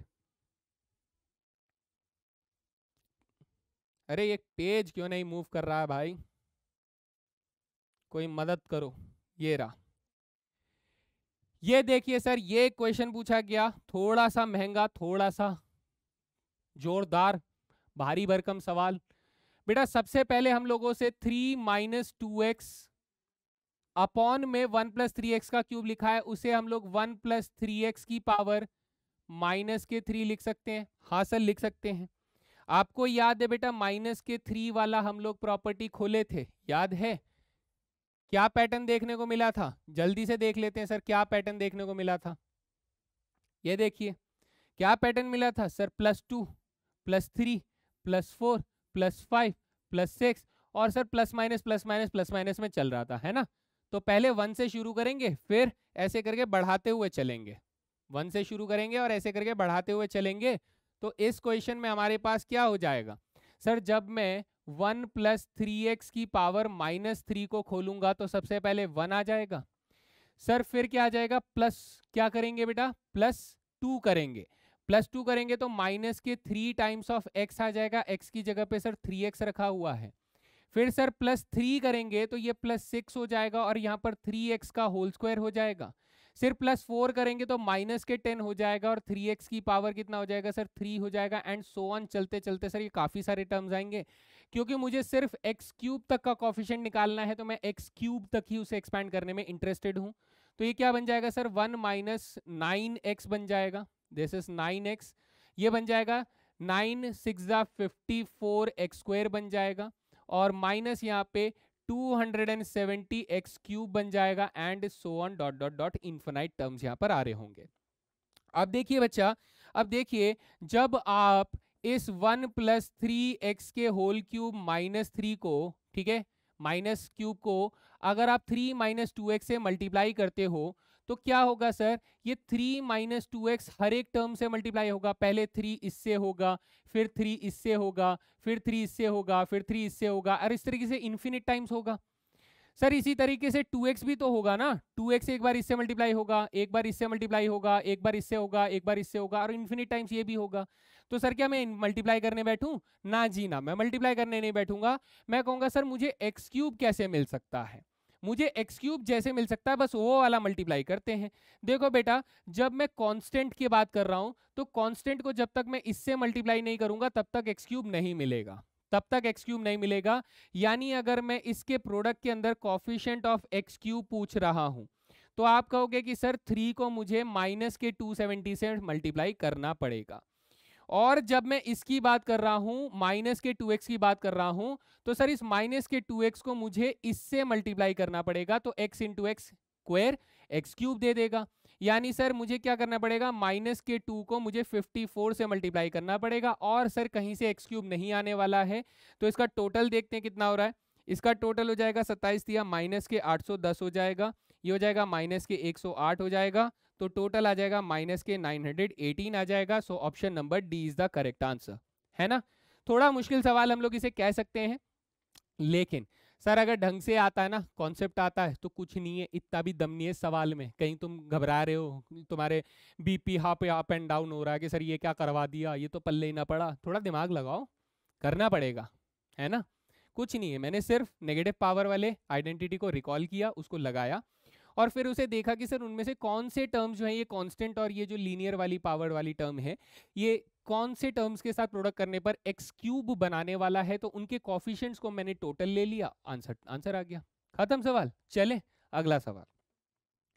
नेक्स्ट सर, यहां पर देखें ये भी कुछ वैसा सा ही सवाल है, थोड़ा और अच्छे से प्रैक्टिस हो जाएगा। हमें टर्म इंडिपेंडेंट ऑफ x चाहिए sir, term independent of x चाहिए।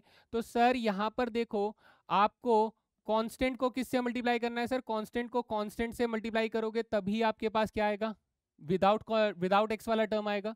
x को आप लोग किससे मल्टीप्लाई करोगे बेटा, 1/x से मल्टीप्लाई करोगे और 2x³ को किससे करोगे बेटा, 2x³ को 1/x³ से मल्टीप्लाई करोगे, तभी सर क्या आएगा, तभी हमारे पास ये टर्म इंडिपेंडेंट ऑफ x आएंगे। यानी मुझे क्या क्या चाहिए सर, मुझे चाहिए कोफिशिएंट्स ऑफ, क्या चाहिए बेटा, कोफिशिएंट्स ऑफ x की पावर -1 चाहिए, x की पावर -3 की चाहिए और सर क्या चाहिए, एक कांस्टेंट टर्म चाहिए। क्या चाहिए सर, एक कांस्टेंट टर्म चाहिए। ये तीनों के कोफिशिएंट मुझे चाहिए, ठीक है, तीनों के कोफिशिएंट मुझे चाहिए। तो कांस्टेंट टर्म को हम लोग क्या लिख सकते हैं सर, कांस्टेंट टर्म को हम लोग x की पावर 0 भी तो लिख सकते हैं। लीजिए ये 3 ले लेते हैं सर। इन तीनों केसेस में हमारे पास इसमें m की वैल्यू -1 हो जाएगी, इसमें m की वैल्यू -3 हो जाएगी, इसमें m की वैल्यू 0 हो जाएगी। इस क्वेश्चन को अगर मैं देखूंगा तो सर n की वैल्यू 9 हो जाएगी, p की वैल्यू सर 2 हो जाएगी और q की वैल्यू सर 3 हो जाएगी, सॉरी q की वैल्यू 1 हो जाएगी, पावर 1 है ना यहाँ पर, ठीक है सर। 3 केसेस हैं हमारे पास सर, तीनों केसेस को कैलकुलेट करते हैं। चलिए पहले केस में, दूसरे केस में और तीसरे केस में फॉर्मूला आप सबको मालूम है, फॉर्मूला आप लोग जानते हैं, मैं दोबारा नहीं लिख रहा हूं। ये मैं निकाल रहा हूं m बराबर -1 के लिए, ये निकाल रहा हूं m बराबर -3 के लिए, ये निकाल रहा हूं m बराबर 0 के लिए। तो r बराबर हो जाएगा np यानी कि 18 + 1 डिवाइडेड बाई 3 हो जाएगा। तो सर ये एक होल नंबर नहीं है, तो सर ये तो नॉट पॉसिबल हुआ, ऐसी कोई टर्म यहां पर नहीं बनने वाली। अगले में आते हैं बेटा, r की वैल्यू np सर 18 हो गया, +3 हो जाएगा, डिवाइडेड बाई 3 करेंगे तो सर कितना आ जाएगा, 7 आ जाएगा। सर r की वैल्यू यहां से 7 आ गई। यहां से r निकालेंगे तो सर कितना हो जाएगा, np हो जाएगा 18 माइनस 0 डिवाइडेड बाई 3 करेंगे तो सर ये 6 आ गया। सर ये भी डिफाइन हो रहा है, यानी मुझे क्या निकालने बेटा, कॉफिशिएंट निकालने हैं अब इस क्वेश्चन में। किसके सर, पहले पार्ट में मैं ये लेता हूं कॉफिशिएंट ऑफ क्या बच्चे, x की पावर -1 तो सर नॉट पॉसिबल, x की पावर -3 की बात हो रही है। किसकी, x की पावर -3 की बात हो रही है। तो उस वक्त हमें r की वैल्यू क्या रखनी है इसके एक्सपेंशन में, r की वैल्यू सर हमें 7 रखनी है इस एक्सपेंशन में। तो एक्सपेंशन को लिख लेते हैं। एक्सपेंशन कितना है सर, हमारे पास एक्सपेंशन है 3x² बाई 2 प्लस नहीं -1/3x -1/3x की होल पावर 9 दिया गया है। ठीक है सर, कॉफिशिएंट ऑफ r कितना रख देंगे, इसके लिए r की वैल्यू सर हम लोग 7 रख देंगे। तो ये हो जाएगा 9c7। कॉफिशिएंट निकाल रहे हैं तो सिर्फ कांस्टेंट पार्ट को फोकस करो, तो 3/2 की पावर बेटा 2 हो जाएगी और -1/3 की पावर कितनी हो जाएगी, 7 हो जाएगी। तो इसे हमें कैलकुलेट करने की जरूरत पड़ेगी। करें कैलकुलेट, चलिए देखते हैं कितना आने वाला है। सर 9c7 9c2 के बराबर होगा, तो 9 8 जा 72 डिवाइडेड बाई 2 यानी 36 हो जाएगा। इसकी वैल्यू कितनी आ जाएगी, 36 आ जाएगी। इनटू में 3 का स्क्वायर 9 हो जाएगा, 2 का स्क्वायर 4 हो जाएगा, मल्टीप्लाई 1/7 में 1 की पावर 7 में -1 और ये आ जाएगा 243 आ जाएगा। सर 4 के टेबल में 9 टाइम्स कैंसिल, 9 के टेबल में ये 27 टाइम्स कैंसिल, 9 के टेबल में ये 3 टाइम्स कैंसिल, यानी -1/3 आ गया। सर कितना आ गया, -1/3। This is the basic result. Okay, फिर हम लोग निकालेंगे यहाँ पर कॉफिशिएंट ऑफ x की पावर, क्या निकालेंगे बेटा, 0 निकालेंगे, क्योंकि दूसरा का तो पॉसिबल नहीं था। तो कॉफिशिएंट ऑफ x की पावर 0 के लिए r की वैल्यू सर 6 रखनी थी, तो r की वैल्यू 6 रख देंगे बेटा, 9c6 हो जाएगा। यहाँ 3/2 की पावर कितना हो जाएगा, 4 हो जाएगा, और -1/3 की पावर कितना हो जाएगा बेटा, 5 हो जाएगा। मैंने कुछ गलत रख दिया, हाँ काफी गलत रख दिया। यहाँ पर हमारे पास 3 आएगा और यहाँ पर -1/3 की पावर कितना आएगा, 6 आ जाएगा। चलिए कैलकुलेट करते हैं। 9c6 अगर निकालेंगे तो 9 × 7 × 8 डिवाइडेड बाई 1 × 2 × 3, तो 3 के टेबल में 3 बार, 3 के टेबल में 2 के टेबल में 4 बार, तो ये आ गया 84। कितना आ गया सर, 84। 84 मल्टीप्लाई बाई 3/2 का क्यूब करेंगे 27/8 हो जाएगा, और ये माइनस के 1 माइनस +1 हो जाएगा। 1 अपॉन में कितना हो जाएगा सर, 81 × 81 × 81 हो जाएगा। 81 × 81 नहीं, 81 × 9 हो जाएगा, ये हमारे पास आएगा। तो सर ये 81 × 9 कितना होता है, 729 होता है, ये लिख लेंगे। और 27 के टेबल में 27 टाइम्स डायरेक्टली काट देंगे। सर 4 के टेबल में ये कितना कट जाएगा, 4 2 जा 1, 4 2 जा 8 और 4 1 जा 4, और ये 2 टाइम्स कट जाएगा। यानी हमारे पास आंसर कितना आ रहा है सर, ये 3 के टेबल में 9 बार और ये 3 के टेबल में 7 बार, तो ये 7/18 आ रहा है। कितना आ रहा है सर, 7/18। सर फाइनली इतनी कैलकुलेशन करने के बाद हमें क्या करना है, हमें इस टर्म को मल्टीप्लाई करना है। क्या करना है सर, इस टर्म को मल्टीप्लाई करना है। किसके साथ सर, ध्यान से देखिए, ध्यान से देखिए, मैं आपको क्या समझा रहा हूं। इस वाले टर्म में जो x की पावर क्यूब थी, -3 थी, वो माइनस के 1/3 कॉफिशिएंट आई, यानी ये कुछ ऐसा दिख रहा होगा। प्लस सर x की पावर 0 वाली जो टर्म थी उसकी 7/18 आई, यानी 7/18 x की पावर 0 आया। ये 2 टर्म्स निकली सर। इसके साथ हम लोग क्या मल्टीप्लाई कर रहे हैं सर, इसके साथ हम लोग 1 + x + 2x क्यूब मल्टीप्लाई कर रहे हैं, 1 + x + 2x क्यूब मल्टीप्लाई कर रहे हैं।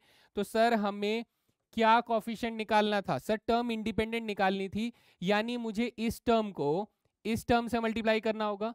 तो इन दोनों को जब मैं मल्टीप्लाई करूंगा तो माइनस के 2/3 आ जाएगा। सर मुझे इस टर्म को इस टर्म से मल्टीप्लाई करना होगा, तो जब मैं इसको इससे मल्टीप्लाई करूंगा तो सर +7/18 आ जाएगा। एलसीएम ले लीजिए बेटा, कितना आ जाएगा, 18 आ जाएगा, है ना, 18 आ जाएगा। और यहाँ पर आ जाएगा हमारे पास 3 6 जा 18, तो 6 2 जा 12, तो माइनस के 12 + 7 आ जाएगा, तो हमारे पास माइनस के 5/18 आंसर आ रहा है। क्या आ रहा है आंसर, माइनस के 5/18। ये तो 17/4 आ रहा है, कुछ गलत किया है क्या, 7 रखे हैं, बिल्कुल 7 रखे हैं, बिल्कुल 7 रखे हैं हम लोग। सो एरर यहाँ पर हमें दिख जाता है, कौन सा एरर सर, 1/3 की पावर 7। 1/3 की पावर 7 है सर, मैंने पावर 5 वैल्यू लिख दिया है, तो यहाँ पर आपके पास 2 पावर और बच जाएगी और जिस वजह से ये आंसर आपका नहीं आएगा। आपका आंसर अब क्या आएगा सर? आपका आंसर आएगा -1/27 आएगा। कितना आएगा सर? 27 आएगा। तो अब अगर ये 27 है तो सर यहाँ पे भी माइनस का 27 लिख दो। अब मल्टीप्लाई करोगे तो बेटा हमारा प्रोडक्ट कितना आ जाएगा सर? अब मेरा प्रोडक्ट आ जाएगा -2/27 आ जाएगा। सर एलसीएम कितना आ जाएगा? एलसीएम चेंज हो जाएगा। एलसीएम कितना आ जाएगा सर? 54 आ जाएगा। 54 आ जाएगा तो डबल यानी -4 हो जाएगा। 18 3 जाए यानी +21 हो जाएगा, तो 17/54 आ रहा है। तो देखिए एक छोटा सा एरर की वजह से 17/54 यानी option number B is the correct answer. अब ये सवाल आपको सच में ऐसा लग रहा होगा कि सर बहुत मुश्किल है, हद से ज्यादा मुश्किल है, आपको ऐसा फील हो रहा होगा, लेकिन अगर आपको ऐसा लग रहा है तो जरूरी नहीं है कि आपको हर एक सवाल सॉल्व करना है। आप उसकी जगह पे उस क्वेश्चन को स्किप भी कर सकते हैं, जैसा कि मैं हमेशा बताता हूं, है ना? ठीक है, चलें अगले सवाल की तरफ। चलो नेक्स्ट क्वेश्चन हमारे पास क्या है sir? Next question, how many terms are there in the expansion of this. Expansion of this के लिए बताना है बेटा, ध्यान से देखिए, ये अगर a प्लस बी और इसे a माइनस बी मान ले तो इनका प्रोडक्ट क्या होता है sir? a square minus B square, यानी कि ये 1 का स्क्वायर -4/x का होल स्क्वायर का होल पावर 9 हो जाएगा। सर इसकी टोटल पावर तो 9 ही रही और ये बाइनोमियल है, तो इसका मतलब 10 टर्म्स मेरे आंसर होने चाहिए। हलवा सवाल पूछा गया बेटा, हलवा समझ के खा लेना है, ठीक है? हलवा समझ के खा लेना है। अगला सवाल, चलो नेक्स्ट क्वेश्चन क्या कह रहा है sir? Consider the following statements with respect to the expansion of x plus y की power 10 amongst all the coefficients of the terms the coefficient of 6 term has the highest value. बेटा यहाँ पर याद रखें, x प्लस वाई की power 10 या a plus B की power 10 में जो होगा वो हमारा मिडिल टर्म जो होगा वो हाईएस्ट वैल्यू होगा। मिडिल टर्म कौन सा होगा सर? पावर 10 है, 11 टर्म्स होंगी, तो 5 इधर 5 इधर, यानी सिक्स्थ टर्म कौन होगा बेटा? T6 जो होगा वो मिडिल टर्म होगा और मिडिल टर्म ही हमारा क्या होगा? इसके अंदर ग्रेटेस्ट कॉफिशिएंट होल्ड कर रहा होगा। और वो कॉफिशिएंट कितना होगा सर? वो कॉफिशिएंट जो होगा वो 10C6 हो जाएगा, 10C5 हो जाएगा, जो कि दोनों तरफ से बराबर वैल्यू रखता है। यानी पहला वाला स्टेटमेंट बिल्कुल सही है। सेकंड में बोल रहा है the coefficient of the third term is equal to the coefficient of ninth term. Coefficient of third term, इसके एक्सपेंशन में कॉफिशिएंट ऑफ थर्ड टर्म कितना आएगा sir? Coefficient of third term आएगा 10C2 आ जाएगा। और नाइन्थ टर्म कैसे आएगा sir? 10C8 आ जाएगा। क्या ये दोनों बराबर होते हैं? अगर हाँ तो सर सही है, अगर ना तो गलत है। सर हाँ बराबर होते हैं, यानी both 1 and 2 is the correct answer, है ना? Both 1 and 2 is the correct answer. चलें अगले सवाल में चलते हैं सर। ये रहा अगला सवाल। इन the expansion of x plus 1/x की power 2n what is the n plus 1th term from the end. Sir पीछे से पूछ रहा है, पावर कितनी रखी है सर? 2n रखी है। पावर कितनी रखी है? 2n रखी है, यानी 2n प्लस 1 टर्म्स आ गए। ठीक है सर, 2n प्लस 1 टर्म्स आ गए। ध्यान से देखे बेटा, इस तरीके से 2n प्लस 1 में ऐसे करके 1 t1 t2 t3 करके बेटा tn तक आप लोग लिखोगे, है ना? tn तक लिखोगे, ऐसे करके tn तक आ गए। सर उसके बाद आप लोग यहाँ पे tn प्लस 2 से लिखोगे, dot dot dot dot dot dot ऐसे करके t2n तक लिखोगे, 2n प्लस 1 तक लिखोगे। तो सर गिनती अगर आप लोगों की ठीक है तो यहां कितने टर्म हो गए सर? यहां हो गए n टर्म्स, यहां हो गए n टर्म्स। यहां कितने टर्म्स हो गए सर? 2n प्लस 1 है तो यहां पर हो गए n टर्म्स। कितने टर्म्स हो गए बच्चे? n terms. तो बीच में कौन आ रहा होगा सर? tn प्लस 1 आ रहा होगा, जो हमारा कौन होगा बच्चे? मिडिल टर्म होगा इस कंडीशन में। अब सर ये मिडिल टर्म है तो बिगिनिंग से भी सेम टर्म है, एंडिंग से भी सेम टर्म है, तो एंडिंग से हम लोग निकाल देंगे सर। एंडिंग से निकालेंगे किसका? 1/x प्लस एक्स, है ना? 1/x प्लस एक्स का पावर 2n कर देंगे तो हम कहेंगे सर tn प्लस 1 कैसे निकालेंगे? tn प्लस 1 निकालेंगे सर 2n cn 1/x की पावर n हो जाएगा, तो x की पावर n हो जाएगा। तो सिमिलरली बेटा ये इससे कैंसिल भी हो जाएगा, आप लोग डायरेक्टली लिख सकते हो। तो हमारा आंसर हो जाएगा 2n कहाँ दिख रहा है सर आंसर? 2n हमें ऑप्शन नंबर सी में दिख रहा है। So option number C is the correct answer. Clear हुआ मिडिल टर्म का कॉन्सेप्ट, या फिर आप इसे फ्रॉम बिगिनिंग या फिर फ्रॉम एंडिंग वाला कॉन्सेप्ट समझ सकते हैं। मैंने एंडिंग वाले कॉन्सेप्ट से इस क्वेश्चन को कर दिया, लेकिन एक विजुअल एक्सप्रेशन भी मिल गया कि चाहे आप बिगिनिंग से करें चाहे एंडिंग से करें आंसर सेम आएगा। ठीक है, चलें नेक्स्ट क्वेश्चन हमारे पास क्या है सर? नेक्स्ट क्वेश्चन बोल रहा है consider the expansion of this let p q r and s be the coefficients of first second nth and n plus 1th terms of the respectively। तो बेटा 1 plus x की power n खोल रहे हो, तो फर्स्ट टर्म का coefficient क्या होगा सर?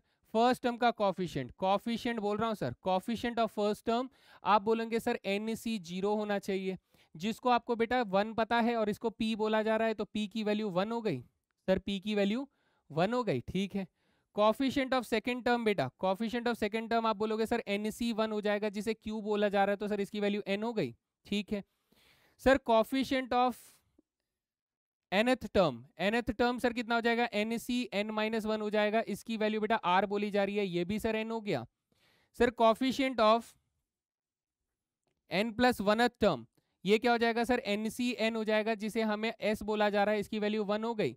तो ये बोल रहा है कि सर p की वैल्यू को s से r मल्टीप्लाई करो और q की वैल्यू को r से मल्टीप्लाई करो। क्या बोल रहा है सर? ps करूंगा तो बेटा ps प्लस क्यू आर कर दो, तो आप बोलोगे सर 1 इंटू 1 1 हो जाएगा, n into n n square हो जाएगा। तो हमारा आंसर क्या हो जाएगा सर? 1 प्लस n स्क्वायर, यानी ऑप्शन नंबर सी बिल्कुल सही जवाब हो जाएगा। खत्म ये सवाल भी, है ना भाई? देखो कितने मजेदार तरीके से सारी वही चीजें हैं, वही सेम फॉर्मूले, वही जनरल फॉर्मूला, वही कॉफिशिएंट से कॉन्स्टेंट्स को अलग करने वाला तरीका, वही np minus m upon p plus Q वाला ट्रिक, सारी चीजें वही हैं। बस आपको क्वेश्चन को पहचानना है, सही जगह पर लगाना है और आंसर आ जाएगा। डन है?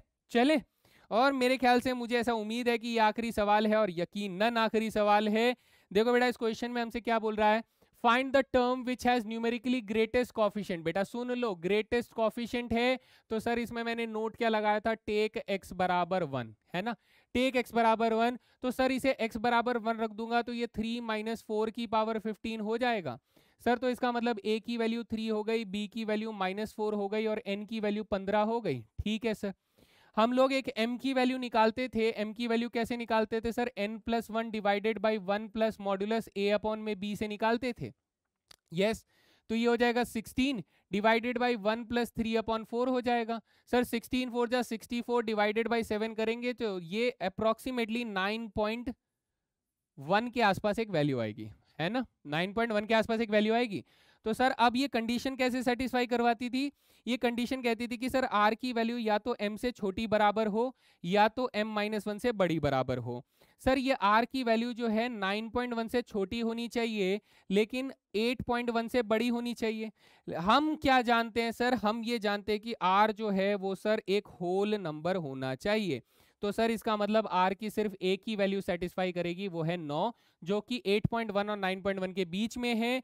तो इसका मतलब ये हुआ, इसका मतलब क्या हुआ बच्चे? इसका मतलब ये हुआ कि T9+1 यानी T10 जो है इसका ग्रेटेस्ट कॉफिशिएंट होगा। क्या होगा बेटा? इसका ग्रेटेस्ट कॉफिशिएंट निकल कर आएगा। सभी को बात समझ में आ गई है? तो अगर हम लोगों से ग्रेटेस्ट कॉफिशिएंट पूछ रहा है तो x की वैल्यू 1 रख देना, सेम वही न्यूमेरिकली ग्रेटेस्ट टर्म का क्वेश्चन निकालना, तो 10th टर्म हमारा आंसर हो जाएगा। So this is the option number D, 10th term. तो यहां पर हमने सारे कॉन्सेप्ट्स के ऊपर प्रीवियस ईयर क्वेश्चन करे सर, उसको अप्लाई करके देखा, ट्रिक भी सीखी, सारे फॉर्मूले एक जगह पे लिख दिए। अभी भी अगर कुछ बचा है तो प्लीज बेटा जरूर मुझे बताएं। ये हो गया है हमारा पूरा का पूरा कॉन्सेप्ट खत्म।